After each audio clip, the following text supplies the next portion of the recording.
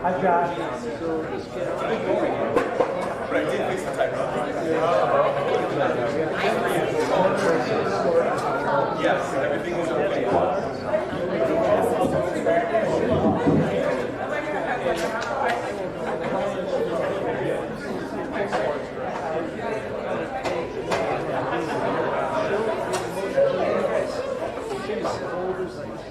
Oh, is that right? At least I haven't seen it. It comes with being the best. You win all the time.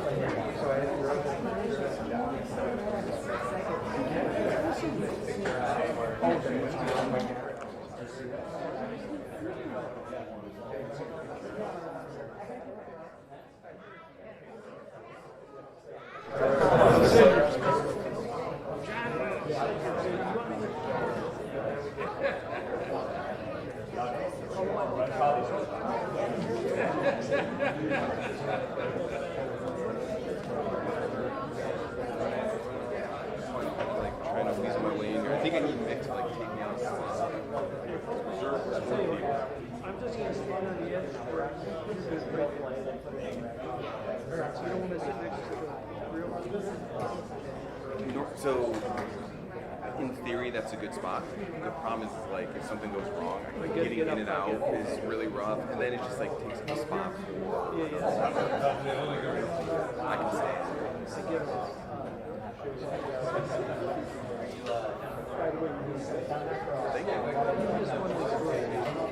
I missed a couple yesterday. I had a typo. You know, I had to get the rust out. You know, as much as I practiced at home, just never emulate to the real thing.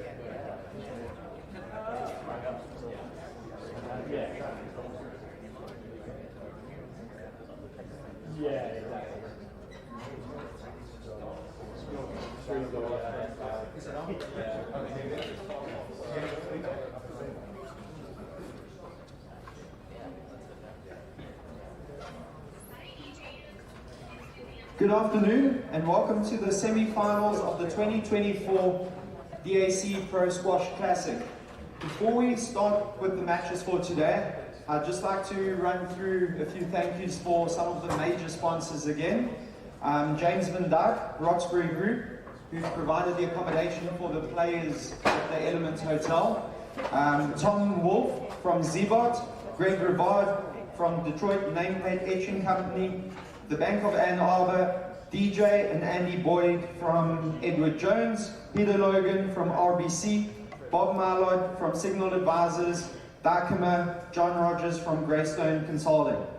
I would also like to thank all the other sponsors involved. You'll see all the company names on the boards on the side walls. With all the without all the help from all the sponsors, a tournament like this would not happen. So thank you very much to all the sponsors involved.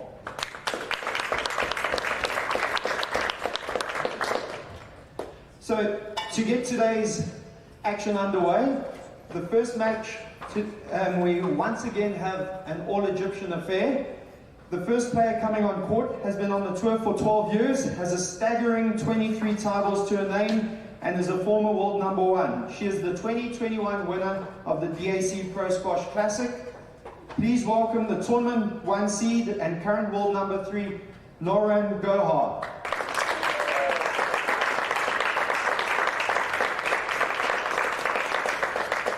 Her opponent today, making her third appearance at the DAC Pro Squash Classic, has been on the tour for only 7 years, but has already racked up 7 titles to her name and has the highest world ranking of 7.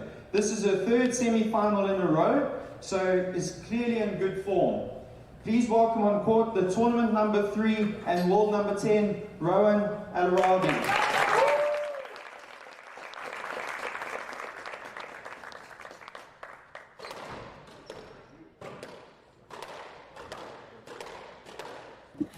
Well, welcome to the DAC Pro Squash Classic 2024 semifinal night here in Detroit. We have an exciting lineup. The first match between Nouran Gohar and Rowan Elaraby, followed by Olivia Weaver and Hollie Naughton of Canada. We'll kick things off here with the all-Egyptian affair. Rowan Elaraby over on the left in the pink skirt, Nouran Gohar over on the right.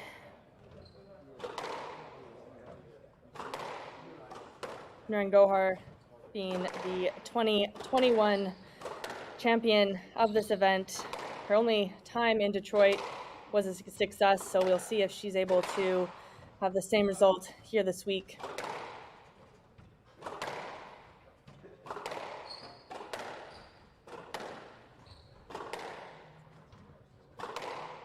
Well, Rowan Elaraby, currently ranked 10 in the world, been as high as 7, has been quite in form lately, having an amazing result at the Tournament of Champions, where she ended up losing in the semifinals to Nouran Gohar.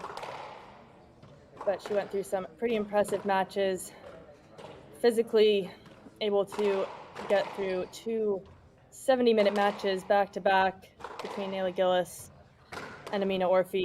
But we'll switch things over to Nouran Gohar, current world ranking 3, but we've obviously seen her in that number 1 spot, 26 years of age with a 75% win streak. Last tournament she played was the Tournament of Champions. She hasn't played any event since then, which compared to a lot of the players in this event, we've seen them playing many tournaments, so she should be feeling pretty fresh coming into today's match, having 2 quick games, the first against Mena Hamid in round 2 and then taking out Jasmine Hutton in the quarterfinals. Rowan Elaraby, though, has had a fairly similar path to the semifinals, taking out Ira Azman in 23 minutes and Hannah Motez in 30 minutes, 3 love. So it'll be nice to see how these 2 do tonight. Obviously, in that last match, it's a big affair mentally for the younger Egyptian Rowan Elaraby, getting through those tough matches. But she is yet to take a match off Nouran Gohar, with Gohar having a 7-love winning streak. Joining me for this afternoon is fellow Canadian Nicole Bunyan. Hello, Danielle. Becoming a bit of a weekend tradition for us now. Friday, Saturday nights. Fantastic. Well, no better way to spend it than watching squash. Precisely. What are your thoughts coming into this first semifinal? Well, I think the head-to-heads really say it all. As you pointed out in the intros, I think it's going to be a really tall order for Rowan Elaraby. I think Nouran Gohar, on these traditional courts, obviously she's fantastic on the glass court, but I do think that her pace and her attritional play is going to be too much for Rowan Elaraby. Yeah, I agree. The one thing is the regular court does help negate the weakness of her movement at the front of the court. We often see that's where she loses her points in the semis and finals against other players, but her deep game is just so steady that I do think it'll be tough for Elaraby to break down.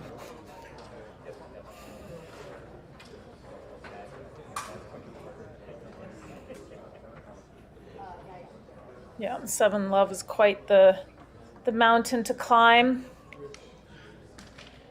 Yeah, the closest it's ever gotten was in 2022 at the Southwestern Women's Open, where Gohar managed to win 3-2 in just under 60 minutes. She was actually down 2-1 and came back to win in the 5th. But we've seen significant improvement from Elaraby in the meantime. Was really blown away by her performance at the Tournament of Champions. Start in 30 seconds. Yeah, it was a fantastic run for her there, making it to the semifinals for the first time, the Platinum event.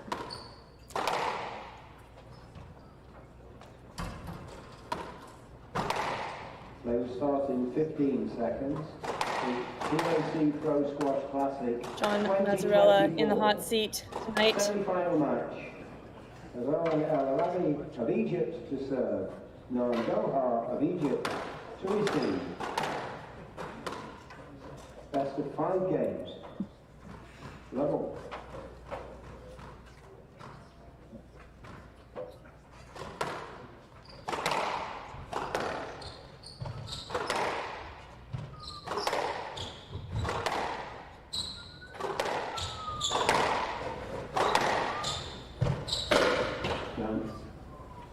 Very nice squeeze to start this match. Well, Rowan Elaraby's made some changes now, mainly being based at Kinetic in Florida with. And out 1 more.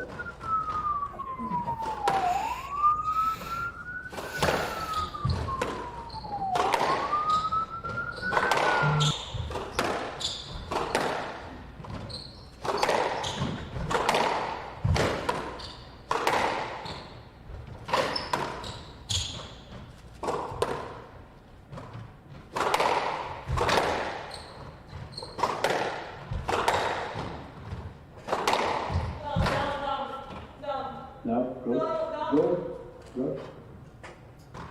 Hand out 2-1.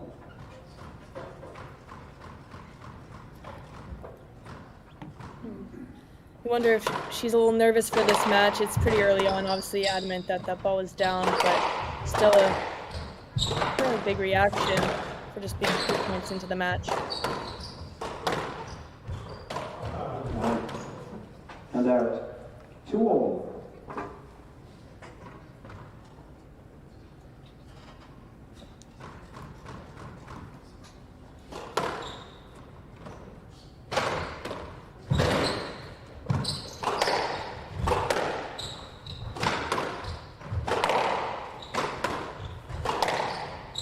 Yes, lad. 2-all.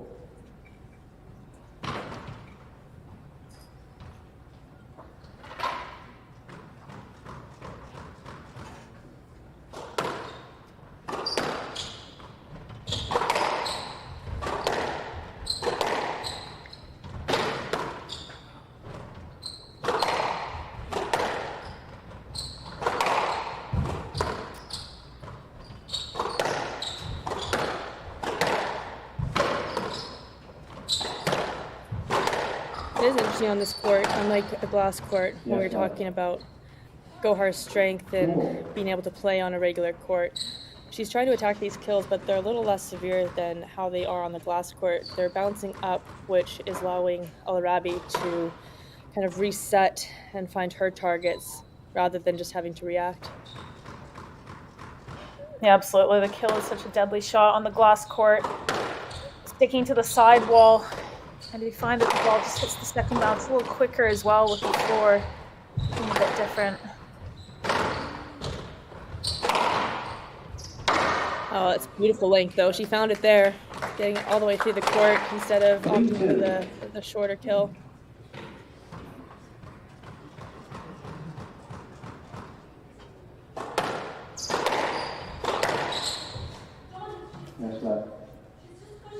No, I didn't see that. 3-2.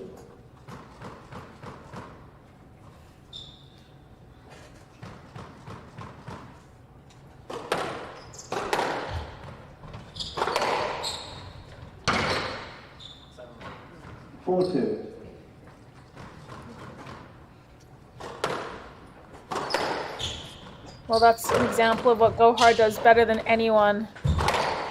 Hitting a perfect, hard, dying length. To play those cross She's both on that forehand side.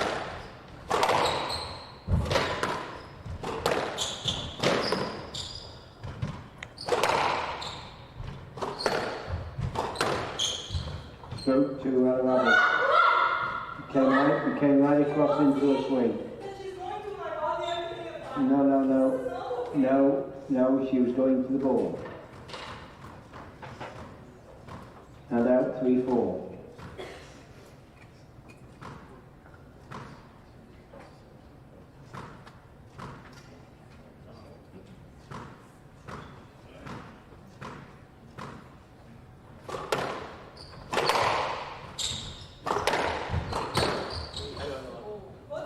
And out 5-3. Okay, play on. Just play on. No love lost early in this first game between the two players. Yeah, it's pretty early doors for this much action between the players and the ref. But Mazzarello will be sure to keep a handle on it, as all the refs have been guided to do. Okay. 5-3.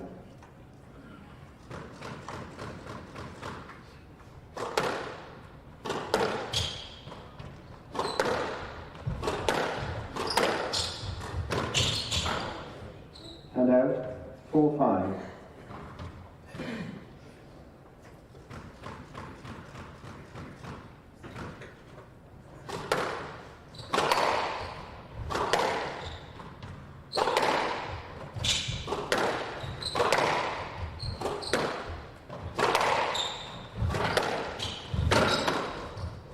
Stroke to Elaraby. 5-all.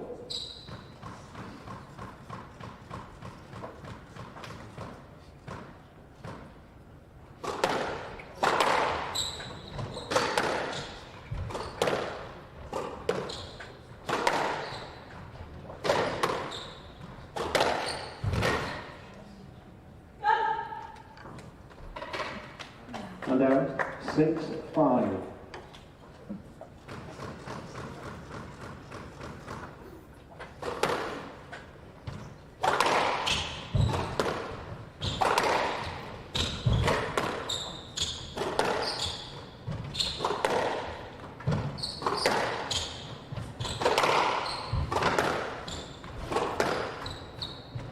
It's a very patient play from Elaraby. She's definitely one of those players who loves to move the ball and do more with it. And I think the one thing that's really impressive in her game recently is that she's picking her moments a lot better. Yes, sir. Now one player trying to get out, one player trying to get against the left, straight forward. Yeah. I know that, and if I see that, I'll deal with it. 6-5, right. Yeah, a bit of a fair call. It didn't feel Gohar was letting her have access, really pushed back against the movement of Elaraby as she tried to go through. The quality of shot just wasn't good enough for Elaraby not to get that ball. 7-5. Yeah, to your point about Elaraby looking to extend the rally, she's certainly not scared, is she, to take on Gohar with the pace game, which is, which had been serving her pretty well, but a couple times she's been rewarded there. Gohar really not happy about that. 6-7. She needs to keep her accuracy, Elaraby. No, I know what you said. Play on, please. At this moment, I'm okay. I'm watching. Play on. Danielle, I'm really astonished by the amount of chatter. 6-7. It's usually not a good sign from a player. Yeah, no, I am too, and I felt like I referred to that in the third point into the match when you could see Gohar react pretty quickly, and obviously she had Tournament of Champions and she hasn't played a tournament since, and even though she's very experienced and good in these sort of settings, it does take a little bit of time to get that mental calmness back where you can relax and play, and obviously she hasn't been challenged so far in this event, and so when you have a player younger than you who you know is playing well, challenging you and playing with quality, it does unnerve you, and we're seeing that in the chatter and the stop that's in play.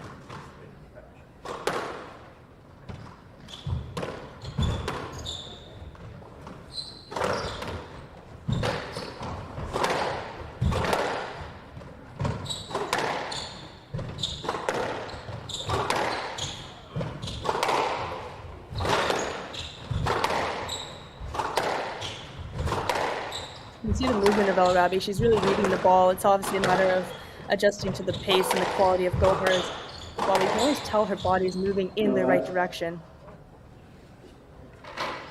A little bit of contact there. I think she'll be okay. Maybe just got a little bit of contact in the nose.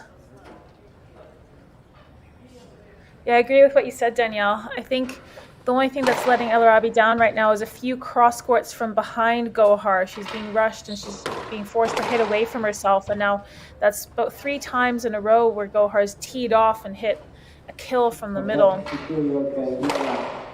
Trademark shot from her. The line was behind on the deep ball.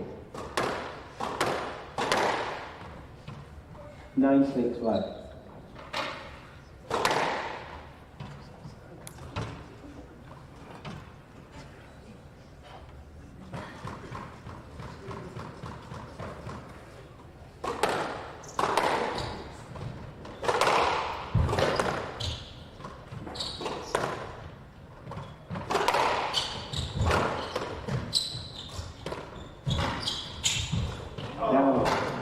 Oh, a chance.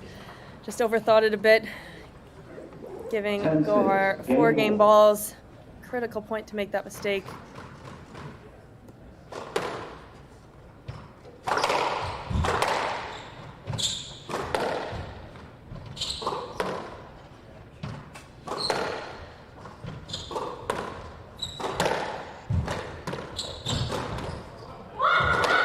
A beautiful shot there.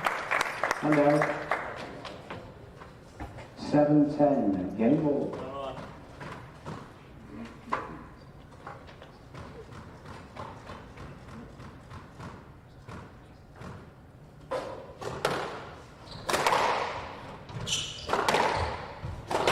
Down. 8-10, yes.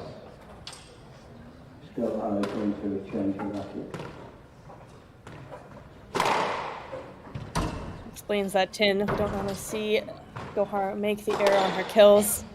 Trademark shot, but broken string. Game ball saved for Elaraby.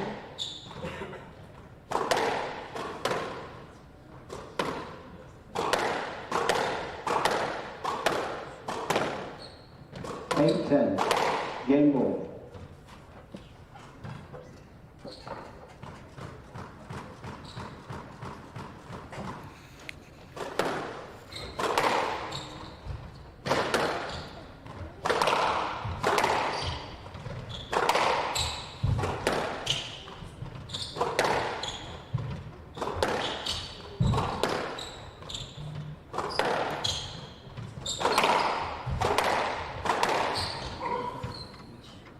Yes, lad. Because the ball, you could have got the ball first time.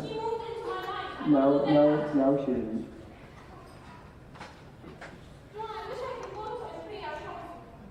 Well, these are those instances, Danielle, that on the glass court, they might be looking to review.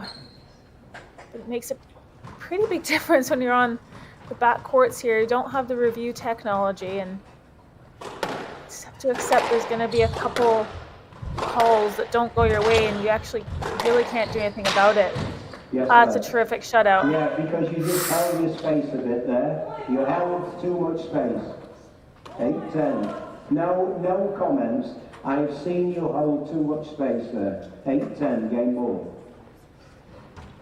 Yeah, it'd be nice just to also take a look at that movement around the midcourt, because I think right now we're seeing let balls because John Mazzarella is unsure about the movement of Gohar in the middle of the court, and then having a second look at the quality of shot.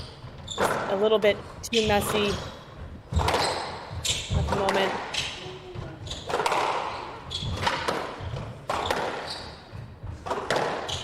This is really high octane squash. That's a terrific angle from Elaraby. 9-10. A lot of nerve. Game ball. She's using a little bit more height on her length to get through the court, mixing up the pace just enough. Very impressive, coming back within 1 point.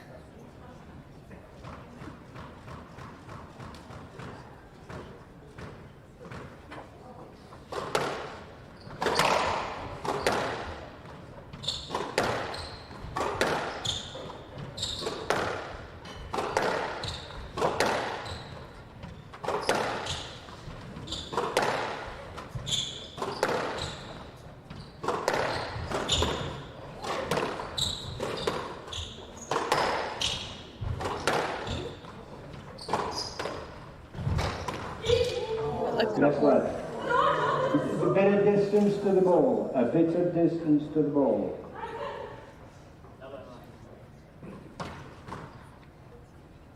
Well, luckily, those players are both very focused on their squash and on the ball, not noticing the movement behind the court.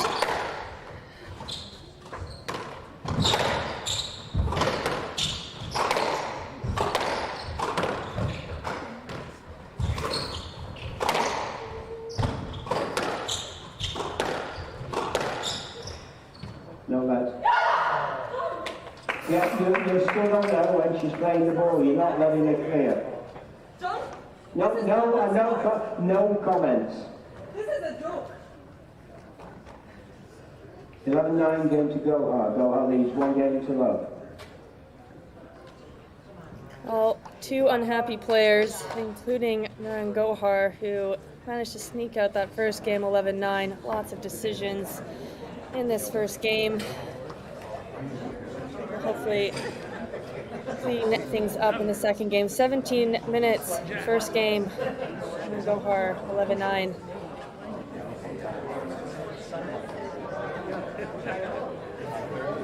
I feel that a lot of that duration is taken up by chatter between the players and the refs. Bit of a shame because the quality of the squashes has actually been very high. Impressed with both of their hitting, the length, the way they're trying to move the ball around the court, but just too much interference, which I really hope gets sorted.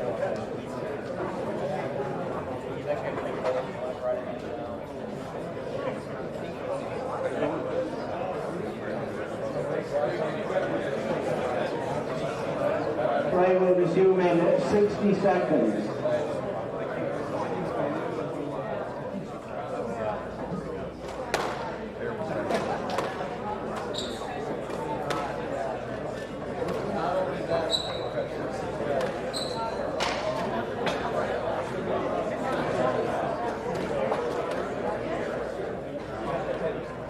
Elaraby, first player on the court. We've seen some drops and lobs. We'll see if she tries to slow down the pace and incorporate that into this second game. See what change she makes.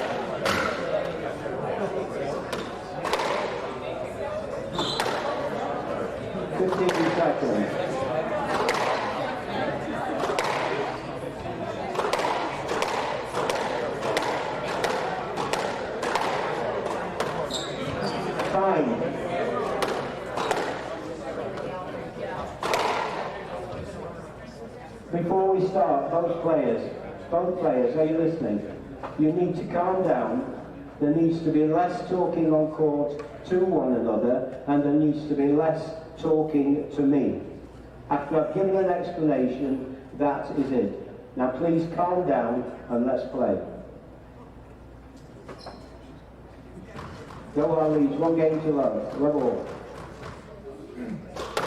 Well, very clearly explained by Mozzarella.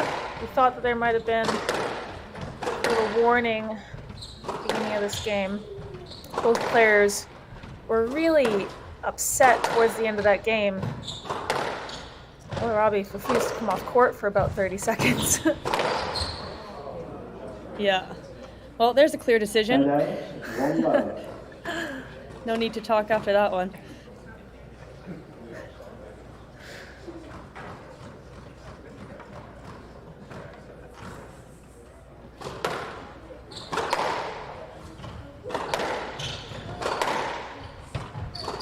I enjoyed in that first rally from Elaraby is on that cross court from the backhand over to the forehand.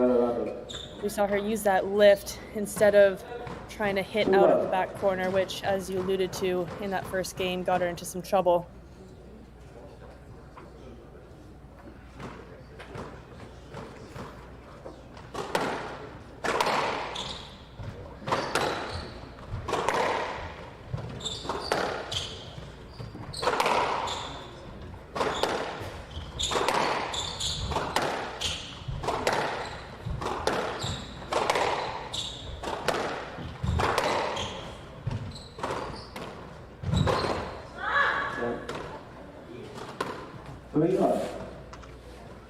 Well, very solid start from Elaraby.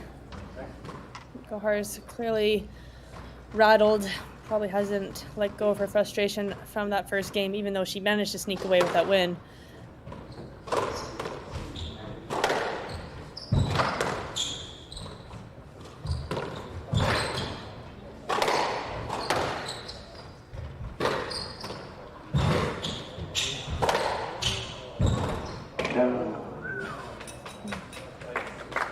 I have a question for you, Nicole. So, at the Tournament of Champions, Nouran Gohar was leading Noelle Sherbini, seemed to have the match in her control, and then ended up losing it in 5, really letting up and didn't exploit the injury that Noelle Sherbini was experiencing. Do you feel like she would have let go of that result, or do you think some of this frustration is possibly just in the back of the mind, this subconscious frustration with herself that's just lingering?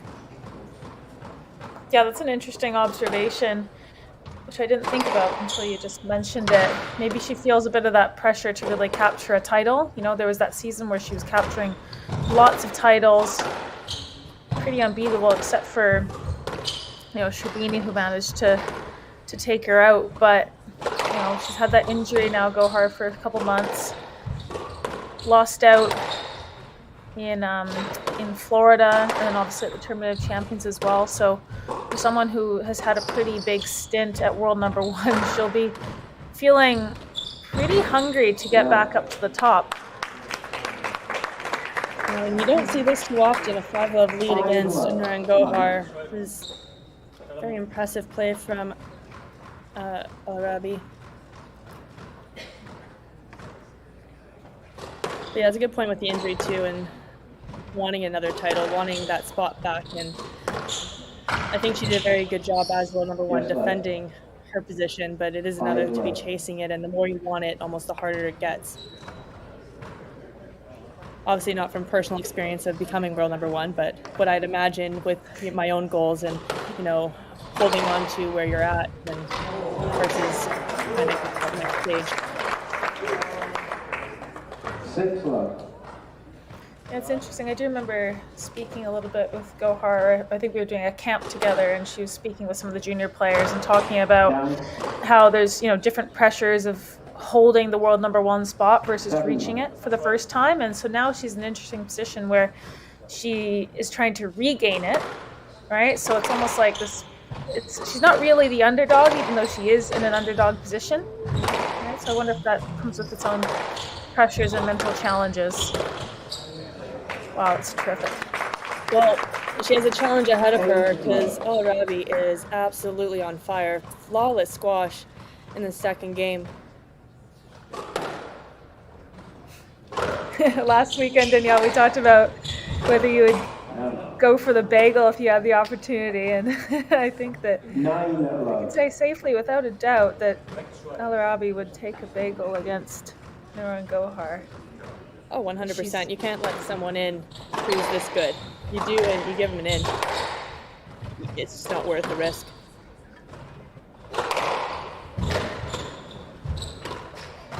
No left. No bagel in this second game. Already from your first point on the And board. out 1-9.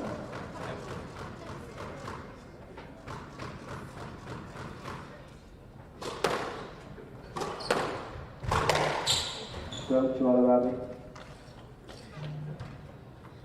And out 10. The wild turn of events. Elaraby now has 9 game balls to even this match up.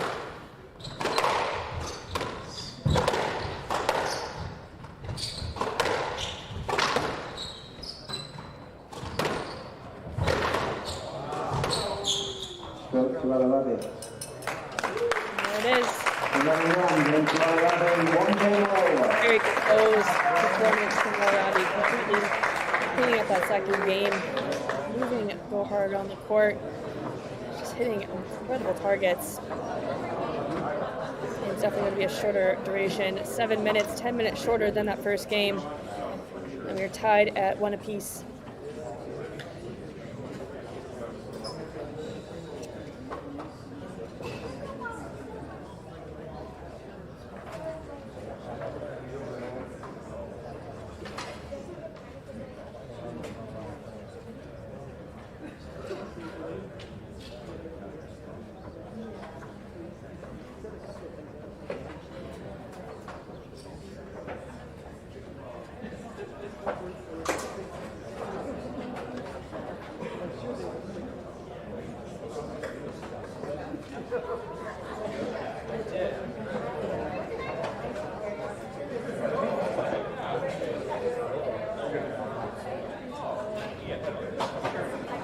Play will resume in 60 seconds.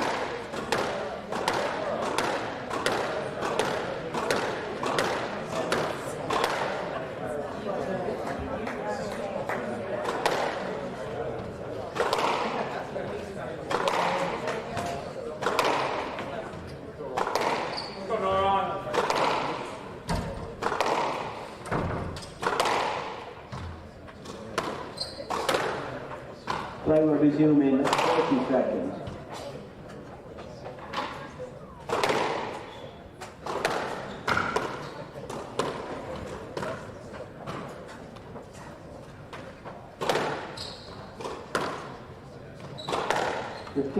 Seconds. Wonderful. We know Nouran Gohar has an incredible plan A. Do you think we'll see her try and execute her normal game just a bit better with a bit more precision, or do you think we'll see some new tactics come into this third game? Well, I think that what we saw was the edginess, which was really apparent in the first game, come through in the second. And she's got to get a hold on that, on her mental game. I think that's really gonna be the key for Gohar. She just seemed like the energy levels and perhaps the anxiety levels were just too high, right? I think she needs to find a way to dial that down a notch. It really was not serving her well. Well, we'll see. She does have her dad in the stands giving her some coaching advice tonight. So we'll see if he is able to help her recompose and find a solution.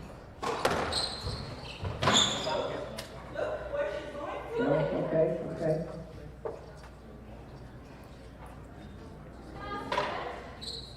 No left. Well, Elaraby had to cover the front right, so that's where her movement was going, but then very, very smart decision from Gohar to actually hit that deep. Unfortunately, it died at the back, so that's really what caused the interference. I wouldn't say that was Gohar's fault at all.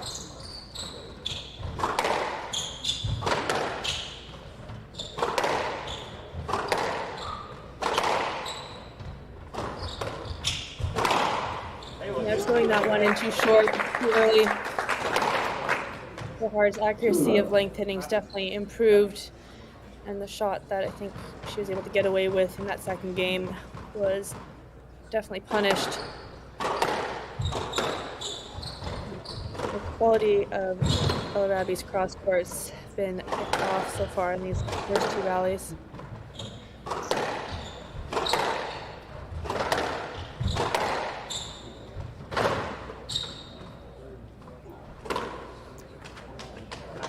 Yeah, that's touche. That's much better from Gohar. Saw a lot more of that from her in the first game. Just get a few more of those sorts of points on the board to settle herself down, I feel. When Gohar's at her best, she's hitting those really hard, crunching cross courts that don't give her opponent any sort of angle to feed off of.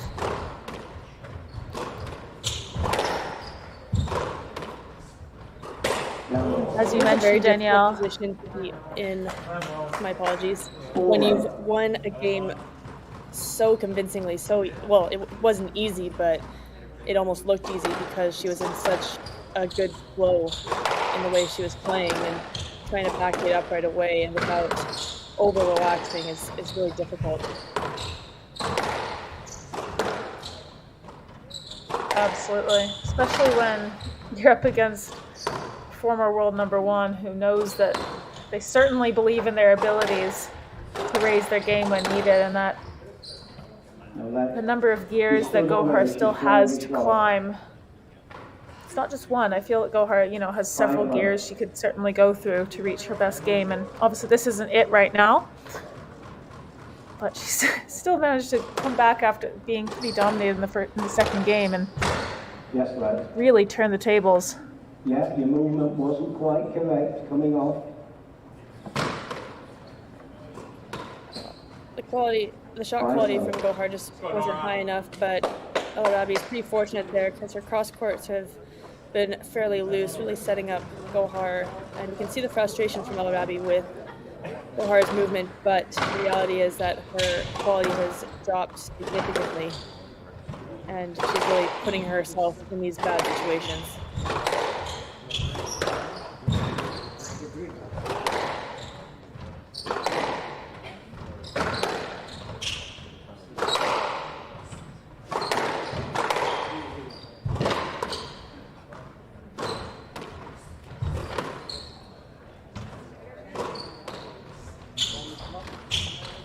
Stroke to Gohar.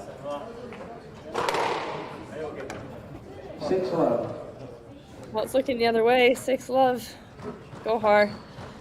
Opposite of what we saw in that second game.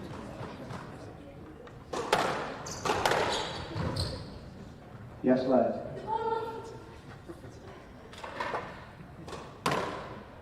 There was an element of safety.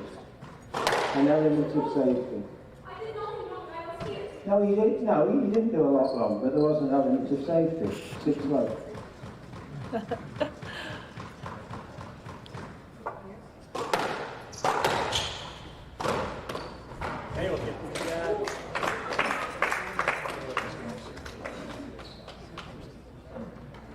Much needed towel break just to reset and regain her head. You can see how frustrated Elaraby is at this point. 7 love.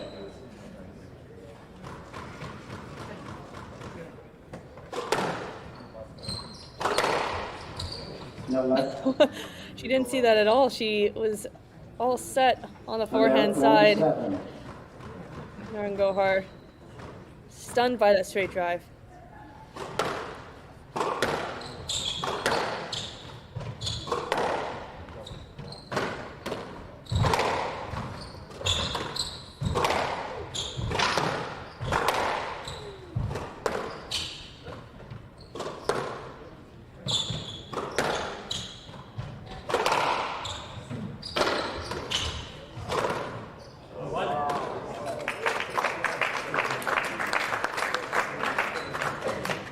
And out 8-1.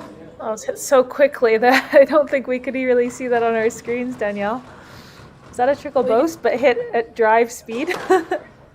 Yeah. Well, it was funny because you could tell that Elaraby could anticipate. She saw that it was coming, but it was hit so quickly. think she's putting on that on the court, taking advantage of every short ball.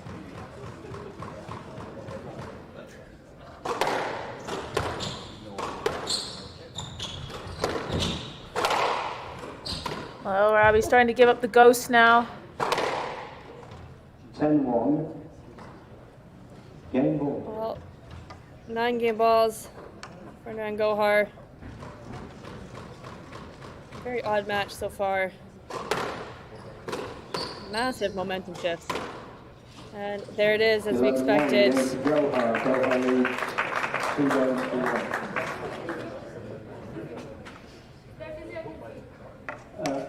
A physio, please. Physio to courtside, please. Rowan Elaraby asking for a physical therapist.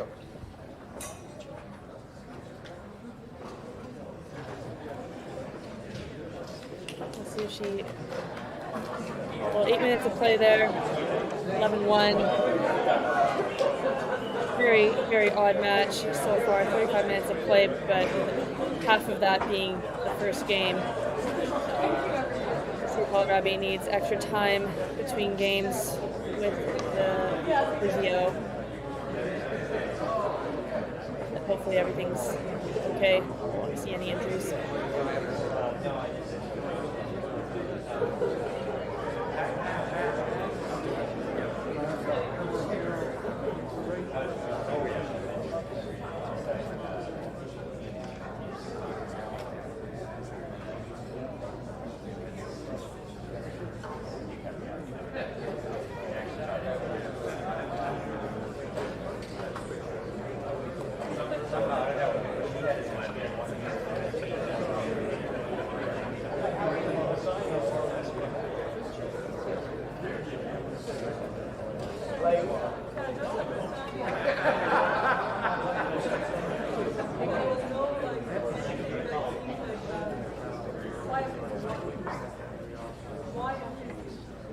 Why what? Because she's coming back on court. No time given. No time. No. Play will resume in 60 seconds.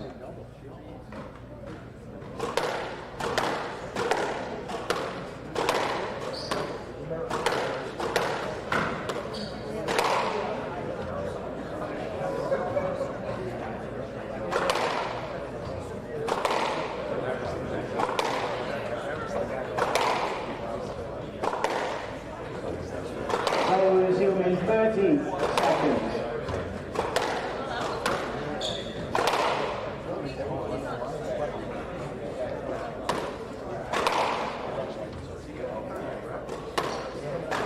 Seconds on court, please.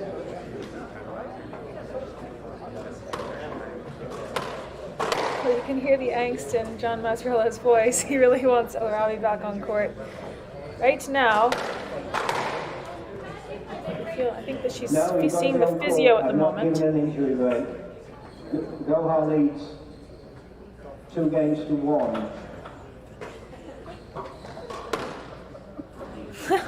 Well, it sounds like there's no injury break.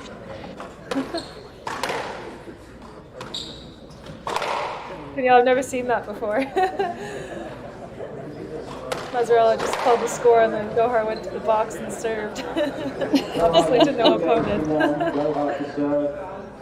Pretty wild. Well, now she has an opponent to serve to.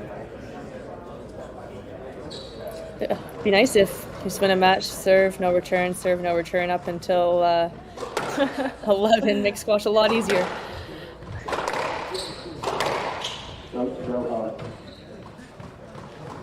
One love.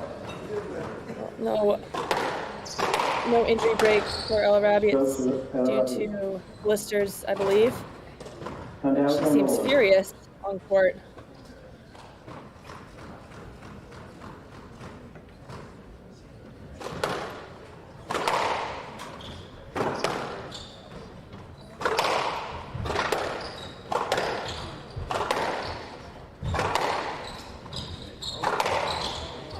Yes, right. Yes, right. Gohar has a point there. It was a bit exaggerated. 1-1. that movement.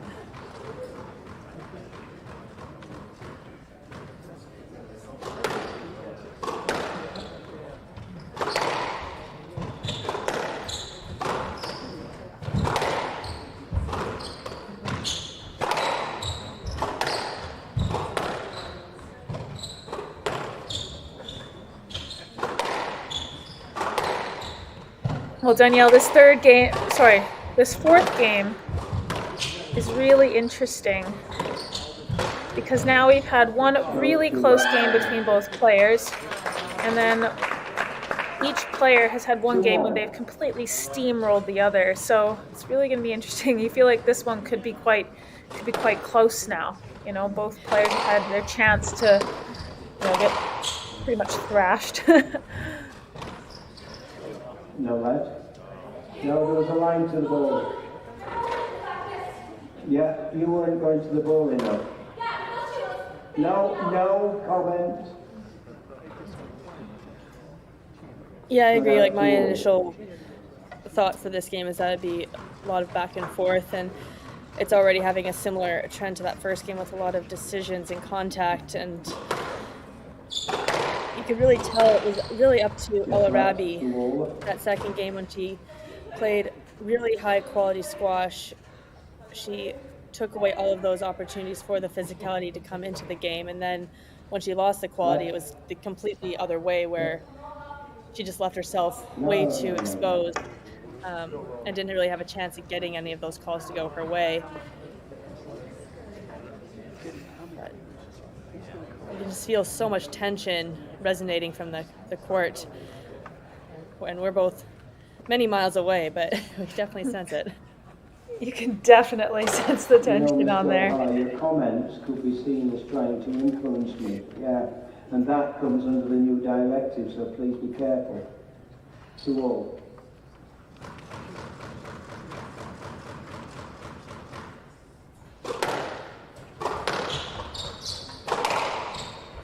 No, lad. 2-2.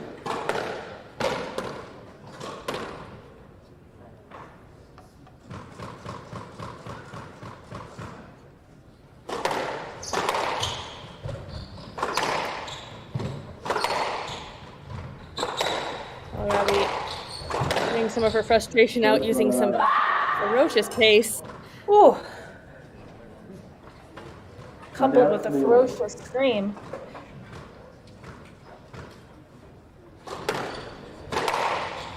All the drama. Down. And out 4-3. Danielle, that you have the sense that this is one of those matches where there's some history, maybe, Egyptian, rivalry. Maybe they've had a couple close matches in nationals, right? Sometimes there's rivalries that we don't see just on the PSA World Tour, which could be playing into this. Yeah, I'm sure there's some. It's I noticed, especially when I was living in Egypt, the culture and intensity around their matches, their nationals, especially even in juniors, is an intensity you can't even imagine. It's life or death. No, she was coming out. Crowd's wild. No, she was clearing. No, that's a conduct warning now for disputing the Conduct warning for explanation. Elaraby. Please, you have to calm down. 4-3. Obviously, Mazzarella wants them both to calm down, but I think they both need to calm down and just focus on the ball, focus on their squash. Right now, they're both focusing on the other person and the contact instead of just trying to play good quality shots. Obviously, having a referee tell you to calm down doesn't necessarily help you, but it should in this case.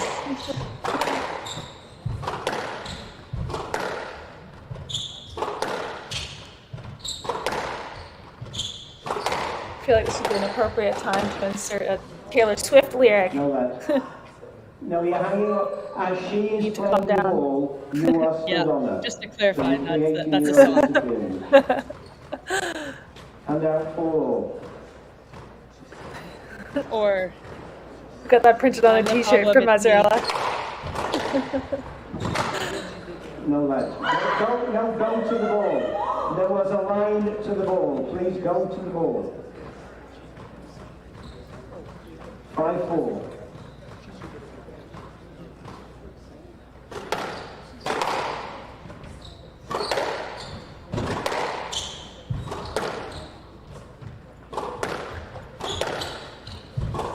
That's much better hitting from Elaraby. Followed up with a ferocious scream, but her length hitting, it was really tight. You could see it was more controlled, not just hitting it with pace. There's a lot more purpose, and she needs to keep doing that. Not to get into this physical battle, because anything around the middle, Nouran Gohar is going to take her space, going to unleash a lot of pace onto the ball like she did there, and it really comes down to the quality of Elaraby being in the middle.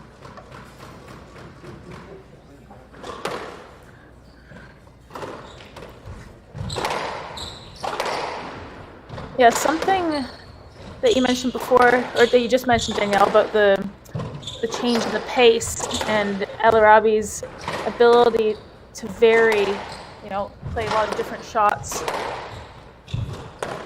It's interesting though, because I think when we think a lot of the time about variation, we think about people chucking in angles and cross courts and boasts, but as you just pointed out, Elaraby needs to use that variation, maybe within her straight hitting, but with the height, right? And looking to create more variation in that way, not necessarily opening up the court.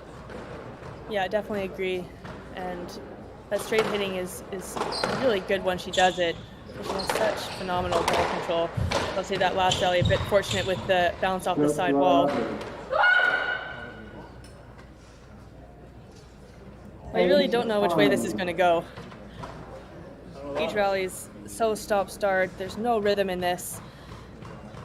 And so up and down.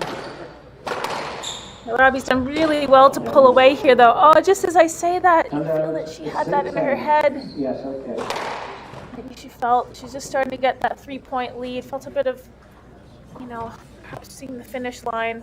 Though she's nowhere near it against what seemed like Nouran Gohar. You can't. What is the saying? You can't count your chickens before they hatch. Something like that. We'll say that's it. We'll say that's the saying. I'm coining it now if it's not.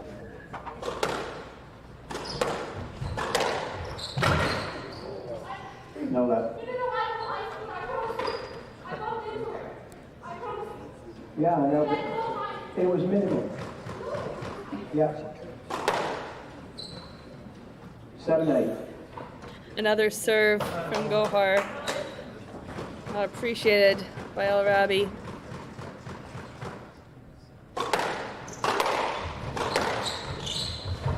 Stroke to Elaraby. You needed to drop off. You came across, you needed to drop off. And out 9-7.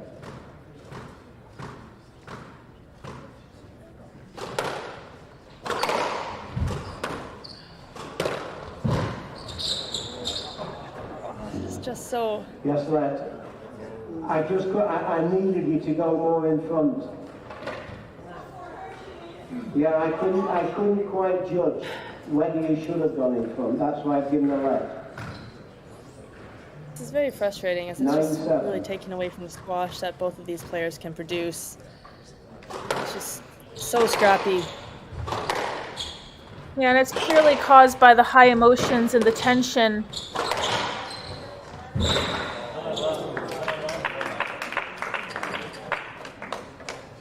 And out 8-9. Well, what's your prediction? Big point coming up here. Danielle, I have to say that I think that Gohar is going to find a way to close it out. Be careful, yes. That's a bit over physical. Be careful. Stroke, yes. Left side. She's found a way to convert those last couple really big points. And you can just see the way that, there's a pretty edgy drop shot there from Elaraby. It wasn't the time. She was a bit too late on that shot to hit a counter, which is why it popped up and came right back to herself. And I just feel like she's Ever since she hit that backhand drop into the tin from behind Gohar 8-5, I felt like she struggled to find her way back in. Yeah.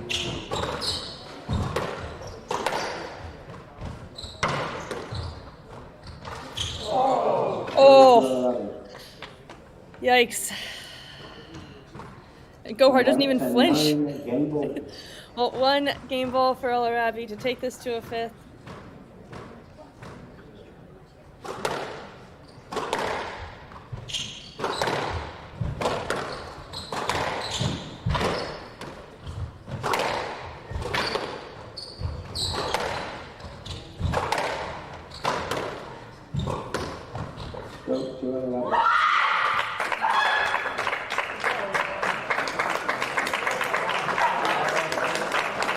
Well, it is getting theatrical out there now in Detroit. This could be a show on Broadway. I wonder if Detroit has an answer to Broadway. I think it has more drama than Broadway, that's for sure. It's 13 minutes, 11-9. We knew it was going to be a close fourth game, and it was. And it's really going to be interesting to see who comes out in this fifth game more composed, who's able to relax and start hitting their targets, because right now it's wild. This is a wild ride, and we are both here for it. Buckle up. Settled in here nicely at 2-all.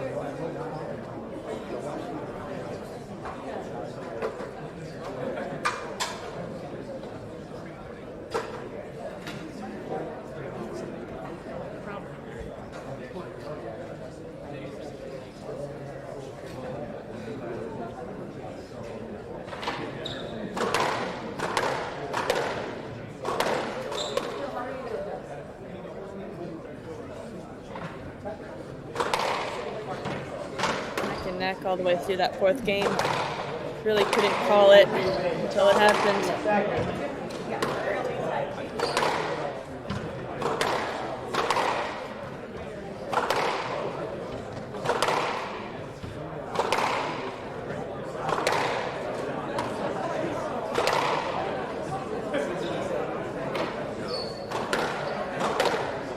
Play will resume in 30 seconds.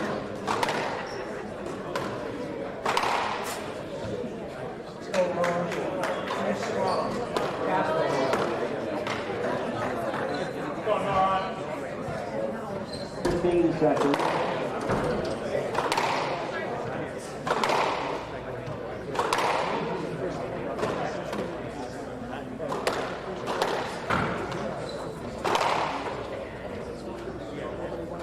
Two games all, Elaraby to serve. Love. Well, will Rowan Elaraby get her first win over Gohar? It's going to be a pretty tough battle. Gohar, a very tough competitor. Didn't even flinch when she got hit by the racket in that fourth game, so I think she's pretty unfazed by the contact, even though she's showing some clear frustration. I think she'll be pretty tough to beat in this fifth game.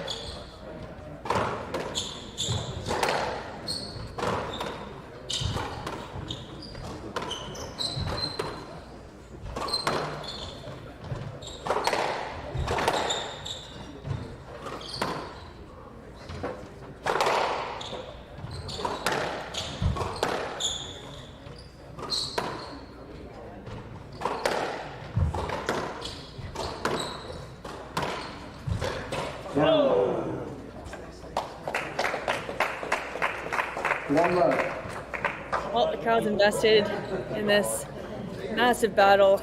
Lots of oohs as the ball hit the tin there from Nouran Gohar.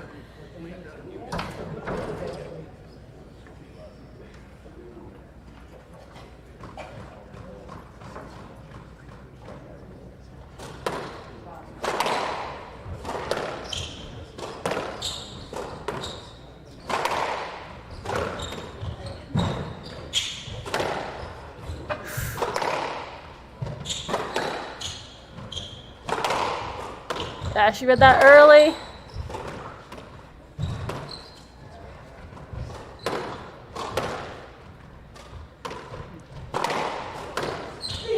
Stroke to Gohar.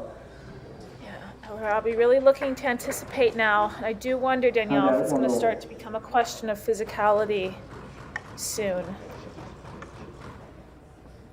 I feel I would have normally thought that it would be an issue with physicality, but after the Tour of Champions, with the way she proved herself in those matches, I think that Elaraby can really handle herself and stick in this match. And she came into this match feeling pretty confident. A quote from her in her interview before this was saying she's very excited for this match. They played recently, and that she has a good game plan for today. She just wants to play her best squash and see how it goes. And I think in that second game, we saw that light come on, and we saw that plan be executed to perfection. And then it's just kind of been messied up by the contact in a matter of execution, consistent execution. But I think when she's on, she has the right plan, and she looks a lot more calm in this fifth game so far.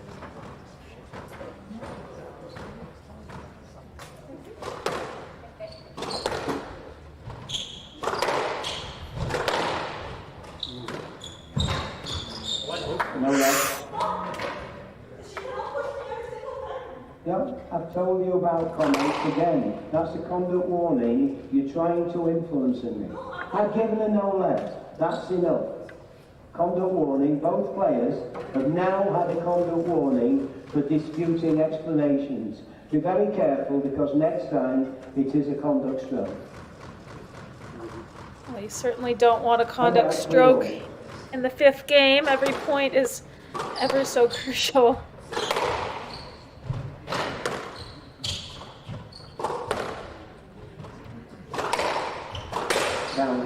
You see that variety of pace from Elaraby. She definitely looks a lot calmer than Nouran Gohar at this moment. Just taking her time between points.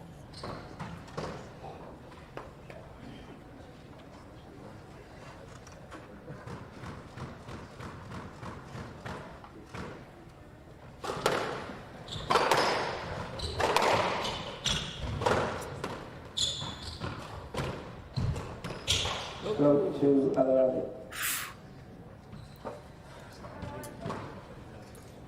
Yeah, movement off the ball, just a little suspect.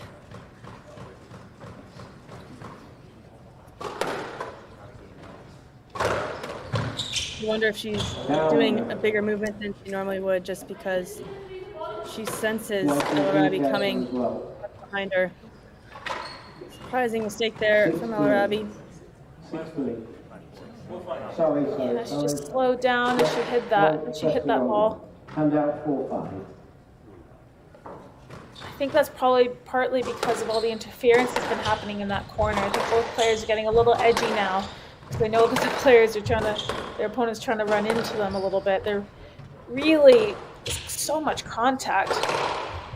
It makes you really edgy when you hit the ball in those middle areas.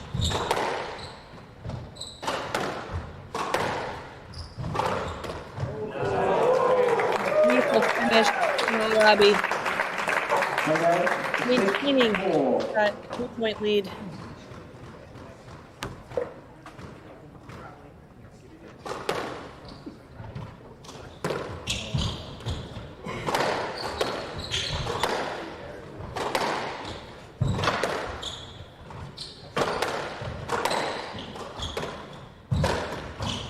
Stroke to Elaraby. The sense Gohar is just trying to overcomplicate it a little bit instead of just sticking to her basics, just trying to find those targets at the back of the court, making it physical, not in the conflict physical way, but just extend the rallies a little bit longer, because that's really when you feel her pace, is the accumulation of the pressure, not the one-off. Yes, left. Almost. Gohar needs to be careful here. Just remember, she's got a conduct warning. Doesn't want to go down 8-4. I'm almost expecting that conduct stroke to come in there. Yep. 8-4.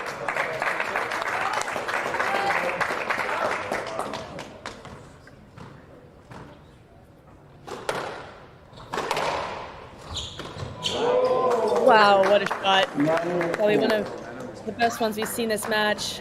Perfect time to play it too.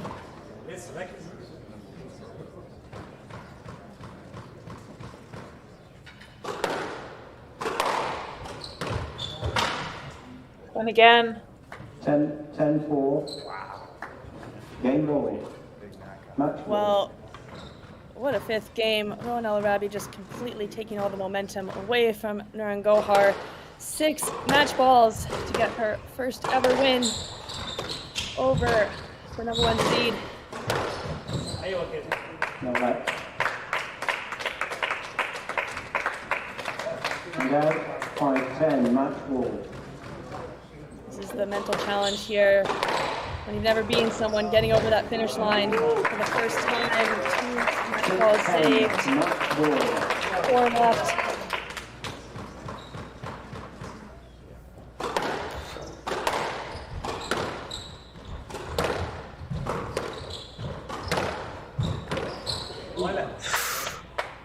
No let. Yeah, too good. Too good of a shot. Stayed She's trying to perfectly go straight. short. Yeah, perfectly. Just going short a little too early, not building the points 7-10 up the way match she was. ball.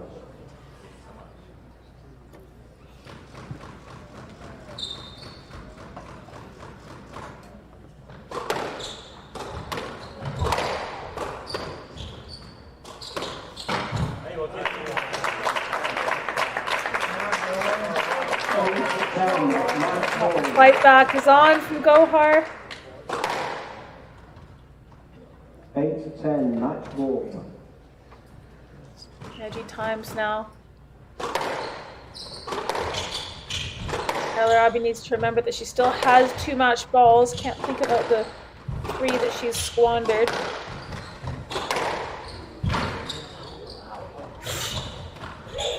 Oh, and she did Oh, it! wow.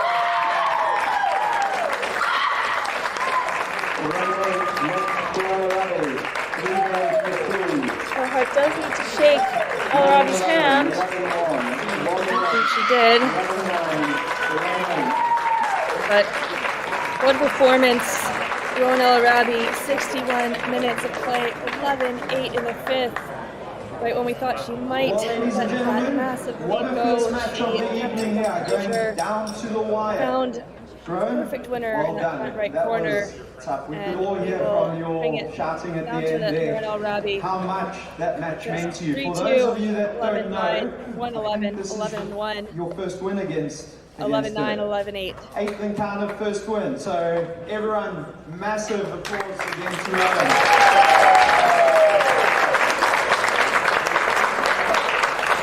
At the end there, I think it looked like there were a few nerves creeping in. You had a good lead at 10-6. What was going through your mind then, and as each point sort of she crept closer? I mean, you know, I'm just overwhelmed now. I actually have 0 words to say. But if I would say something, it's that I'm over the moon with this win. I've been working really hard on myself and with my coaches to get here today and get this win. In the last game, I was 10-4 up. We'll return very shortly with the next semi-final between Hollie Naughton and Olivia Weaver shortly after this interview. I also know that she has all the experience in the world. She played lots of matches and she played.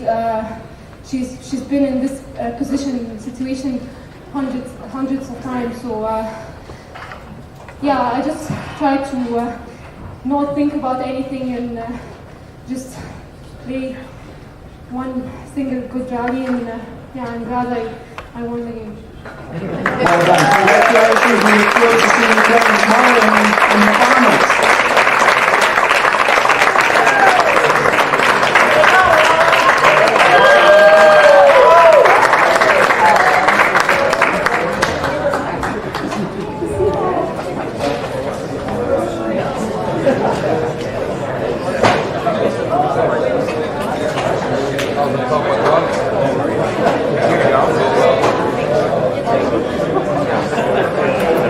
You're right.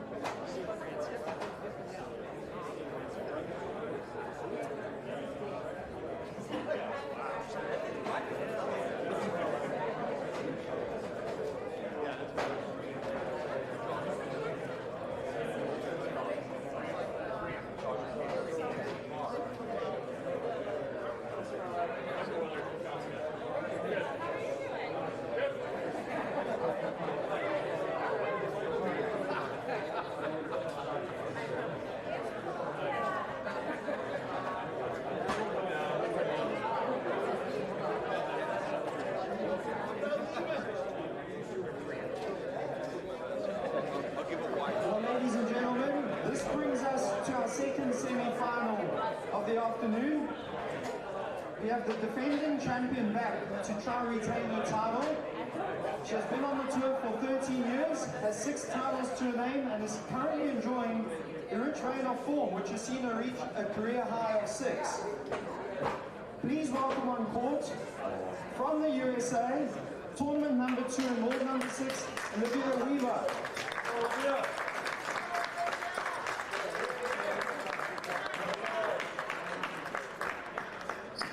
Her opponent today comes off a solid win yesterday against a slightly higher ranked player. In the last 5 encounters between these two players, 3 of the matches have gone to 5. So we are hoping for another nail-biter between them.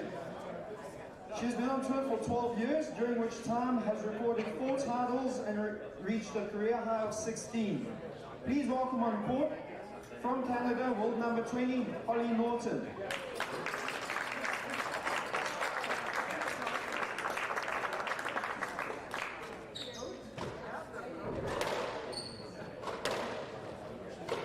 Ladies and gentlemen, just a quick note. Please take your seats either before the start. Here we go for the second semifinal of the night. These two are no strangers to each other's game, having played just recently at the Caraway Muller Open, with Olivia Weaver sneaking out that match 3-2. Head-to-head 6-2. Olivia Weaver, Hollie Naughton 2. Very exciting matchup, very different styles.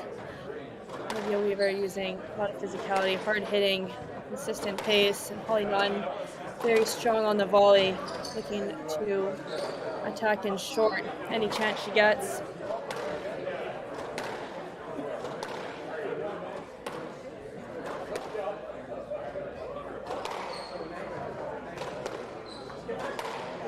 We will kick things off with the American, Olivia Weaver, seeded 2 in this event, 28 years of age, from Philadelphia. She has quite a large team behind her. Rod Martin, her main coach, but she spends a lot of time at the US Spectre Center along with other coaches in the area. Very hard worker. She's had a pretty good run through this tournament, taking out Nadine Shaheen in round 2 in just 21 minutes, sneaking out a bagel in the 3rd game. And then Melissa Alves, another free-love victory, 27 minutes. But we'll move over to Hollie Naughton, having been as high as 16 in the world, currently at 29 years of age, with 4 titles to her name.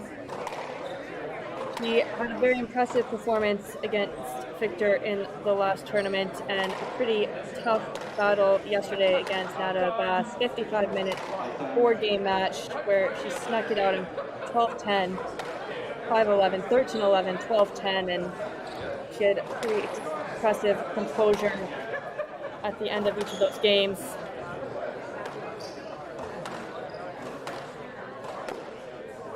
I already talked about Olivia Weaver. One thing both of these two are good at is their mental fortitude. They don't like to give up points easily, really give a lot of effort throughout the entire match. You'll never see them stop or stop running for any balls or make easy mistakes. And joining me for tonight, again, Nicole Bunyan, who, as well, no stranger to either of these two styles of play between these players. Love to hear your thoughts. Yeah, it's interesting because these two players, as you said, have played a good amount recently. Hollie Naughton beat her in Hong Kong just at the end of last year. And then Olivia Weaver beat Hollie just at the Caraway Muller recently. So, yep, no stranger to each other's games. Obviously, Olivia Weaver coming off a fantastic win last week, as you said, in Cincinnati, and then Hollie Naughton coming through against Nada Abbas, which is a very big confidence boosting win for her. So I see a lot of confident play out there tonight, I think. Hopefully very few decisions. Must be fewer than the last one that we just saw. I anticipate it will be. Both fairly clean. Occasionally you can get some traffic issues, but I don't think it'll be to the same extent as we saw in that other semifinal. I do like what you said with confidence. I felt Hollie Naughton need that win over Nada Bass yesterday. She's had some tough results lately, including one to you, Nicole. So I am sure she's happy to start feeling like get a win under her belt and have a bit more momentum.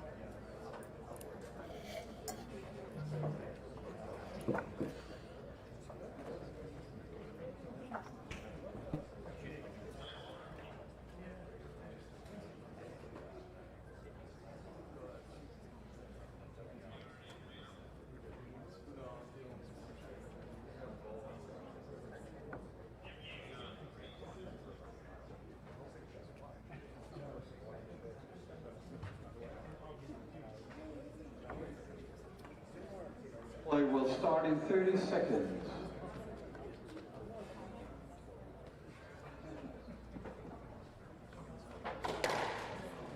Play will start in 15 seconds.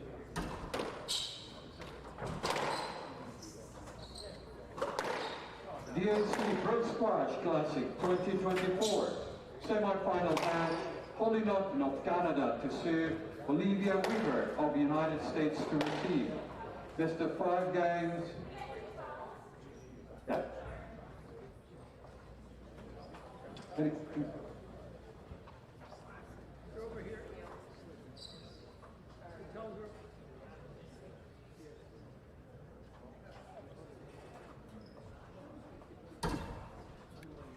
Well, a quick towel refresh. Obviously, you wouldn't want to use the ones from the previous match. That long, brutal battle between Rowan Elaraby and Nouran Gohar. Of Canada to serve Olivia of the United States to receive. Best of 5 games. Global.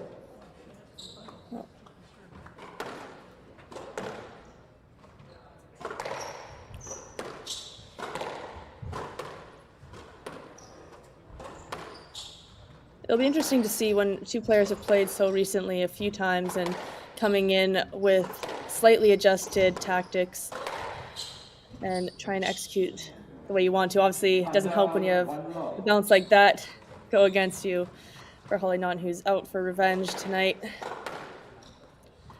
But we'll see if she makes some adjustments. Last time she did a really good job staying in front, attacking Olivia Weaver into the front corners, straight like she did there.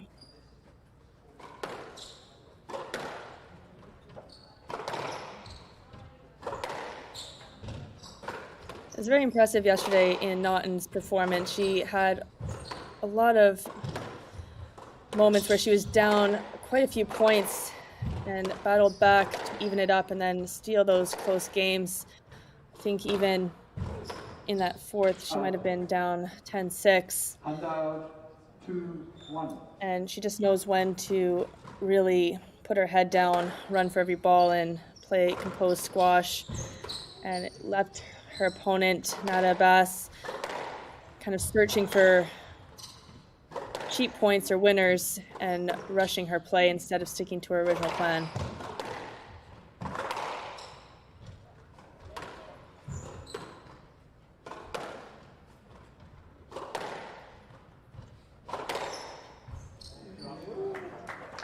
And out 2-0.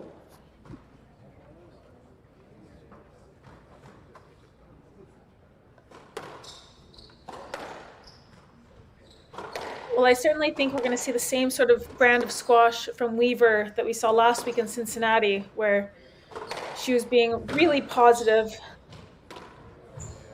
especially with her length hitting. Balls were going all the way to the back, but she was looking to take every ball on the rise, so just didn't give her opponent any time to settle. There was 0 second guessing from Weaver. She was really confident with her decisions. Very few errors that resulted in. She must have hit 5 errors in 2 matches. It was astonishing. So I think she's going to be looking for more of the same today.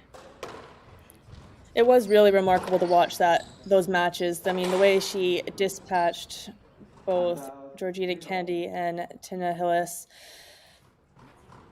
was very impressive in the way that she played, and like you said, her air count is so low, and you have to imagine that's due to the changes that she's been working on throughout the off season and the course of this season with Naughton. And it's one of those things, it's tough to make changes, especially when she had already made it into the top 10. She was at the top of the zone, and then to go in and start making technical changes can be a bit daunting when you do feel things are working well, but that just shows the maturity she has and that willingness to keep improving and hunting down the top players.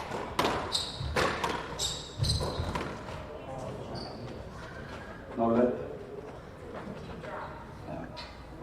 the other line from her. Hand out 4-3.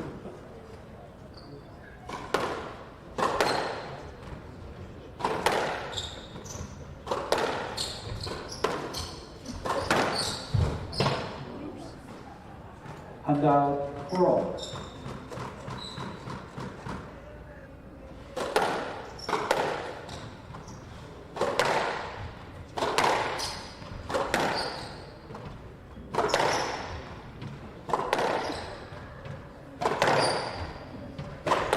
You do wonder, obviously, with Nouran and Gohar being out of this tournament, that these two will both be feeling very encouraged to put their best performance forward. Obviously, they would anyways, but knowing that there might be a slightly better opening. Obviously, Rowan Elaraby coming off such a massive win, trying to back up a performance like that, again, is mentally draining as well as physically draining. And so I think we'll see who can keep their composure and just focus on the match that they're playing right now instead of looking ahead to the final.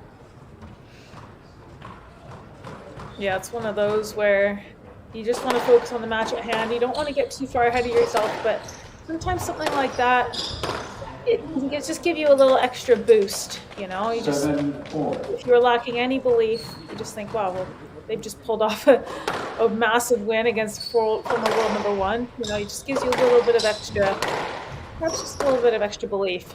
And that's what it comes down to a lot of the time. Yeah, I completely agree with that. This is a good response from Weaver. She was down a few points. Looked like Naughton was really trying to stay in front and attack her in short, but she's cleaned up her target hitting with the exception of that shot right there.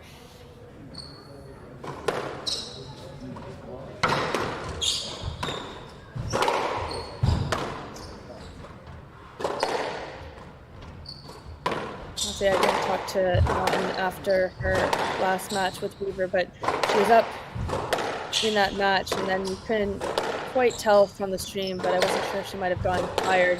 Very physical play from Weaver.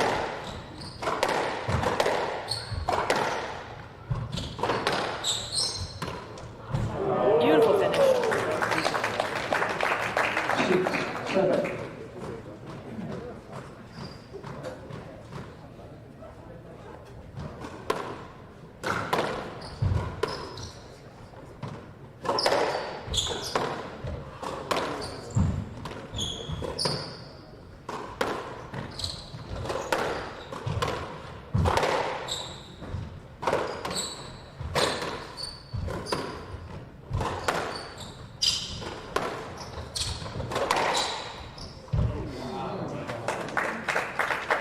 And now 8-6.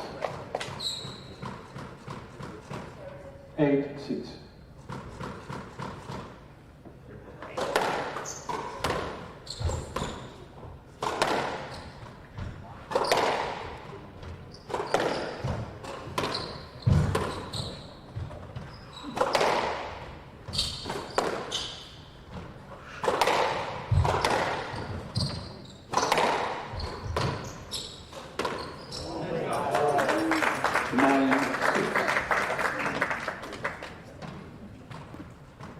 Naughton's doing well in each of these rallies, really trying to move Weaver and break the rhythm, except it just comes down to the end of each point, and then you can just tell Weaver just stays tough long enough, waiting for that loose shot of Naughton's and is capitalizing on them.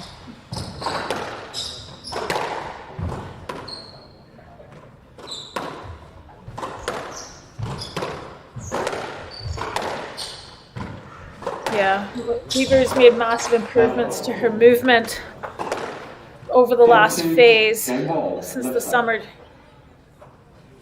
And you feel that that's what's given her that edge, and that's what's forcing these errors from Naughton. She's looking to open up the court a little bit more. Fine margins, right on cue there. That first game going to the American. Fairly quick first game. 9 minutes of play, 11-6. And Weaver leads 1-12.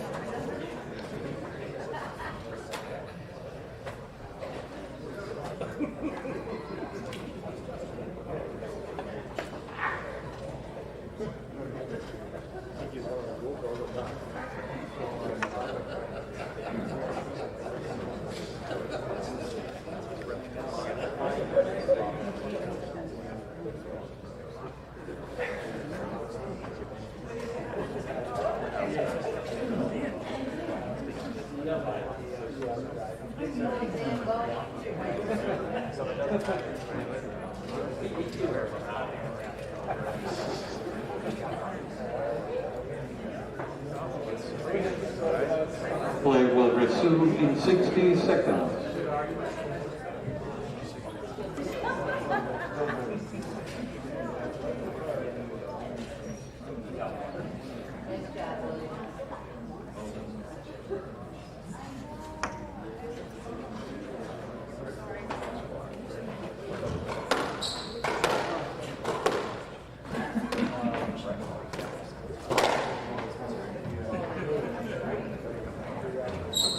Play will resume in 30 seconds.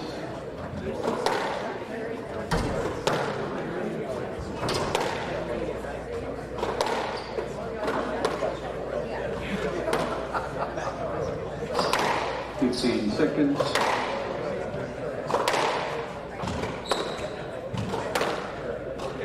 Weaver leads 1-0. Love all. Please take your seats. Love all.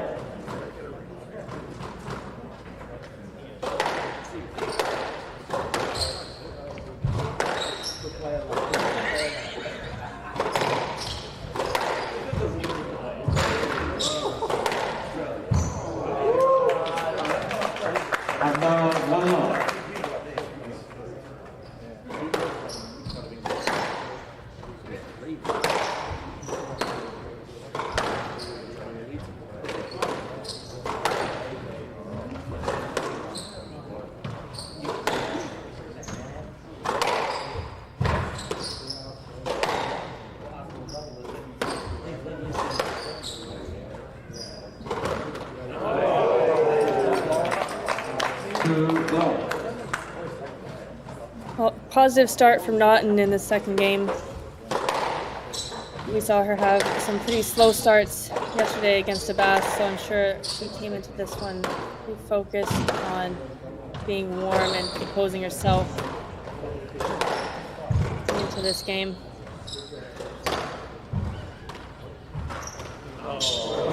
Beautiful, beautiful finish there. Weaver.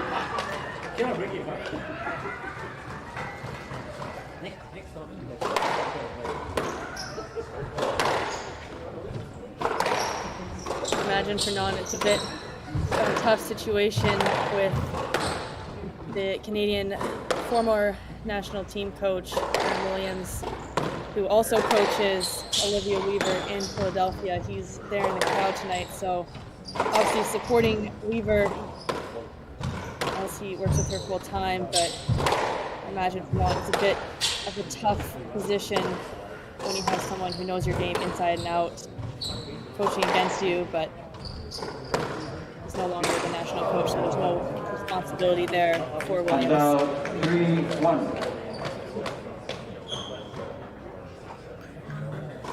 Yeah, it's always a little funny when someone that has coached you is then coaching against you, isn't it? A bit of a mental shift. I think you just need to put it out of your head. If you're thinking about that on court, then it's not going to go well for you. So I'm sure that Naughton's very good with her game plan. She's always speaking to her coaches. James Willstrop back in England. 3-all. No, I imagine she's just focused on the match at hand, but it is interesting when we see these change of coaches. We saw that with pretty much a complete switcheroo with Tanya El-Hammami and Nouran Gohar in that last season. And you have to imagine there's some odd feelings around it and feeling you have to come out and do something completely different. She was clearing. Sorry? She was clearing. 3-all. Yeah, right there. Thanks.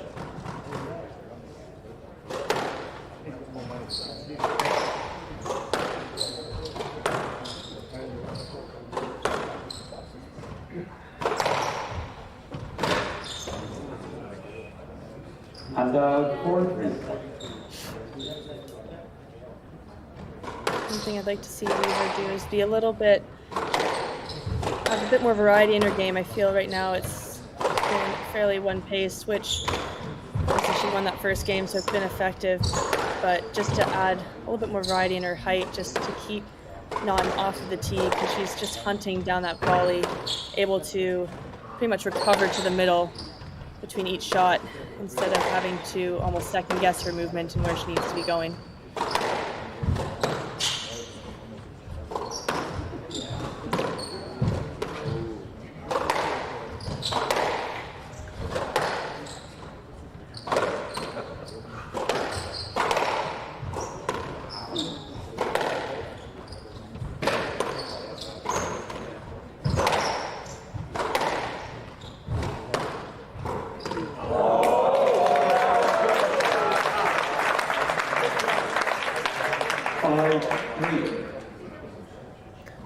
Wow, you can see the nod from Naughton. It's a tight ball. She's really backed herself. Oh my goodness, just as I say that, she hit one of the best volley drops she possibly could have, and then followed up with a serve out the court. Naughton is very expressive on court. And 6-4.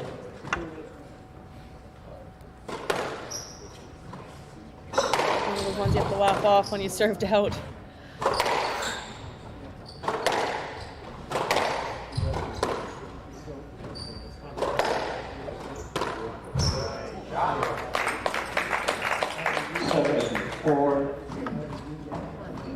Positive play. She's definitely controlling the rallies. I feel that Weaver's the one who's having to do the most work around the court. That just comes from kind of a single pace. Naughton really likes that middle of the court and just using a bit more height to move her off that tee or attack with a bit more bite just to mix it up. Because right now Weaver's really hustling. Beautiful counter there. Very fortunate to get that squeeze. But you don't want to be the one doing all of the work, especially at this stage of a tournament. Absolutely. I was just going to say I thought that it was about time for Weaver to look to counter Naughton's attacks. And taking it in around the middle, but you can see Naughton just waiting for Weaver now to hit it back to her a few times.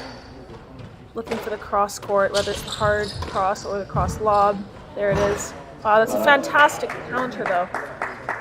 Just showed it a little bit too much. Gave Naughton enough time to get up there and nudge the ball in nice and tight.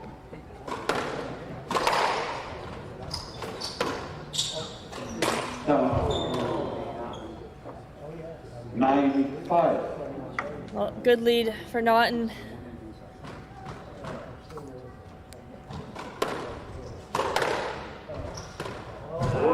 Wow, just finished. Just reading Weaver like a book, who now has 5 game balls to even out this semifinal.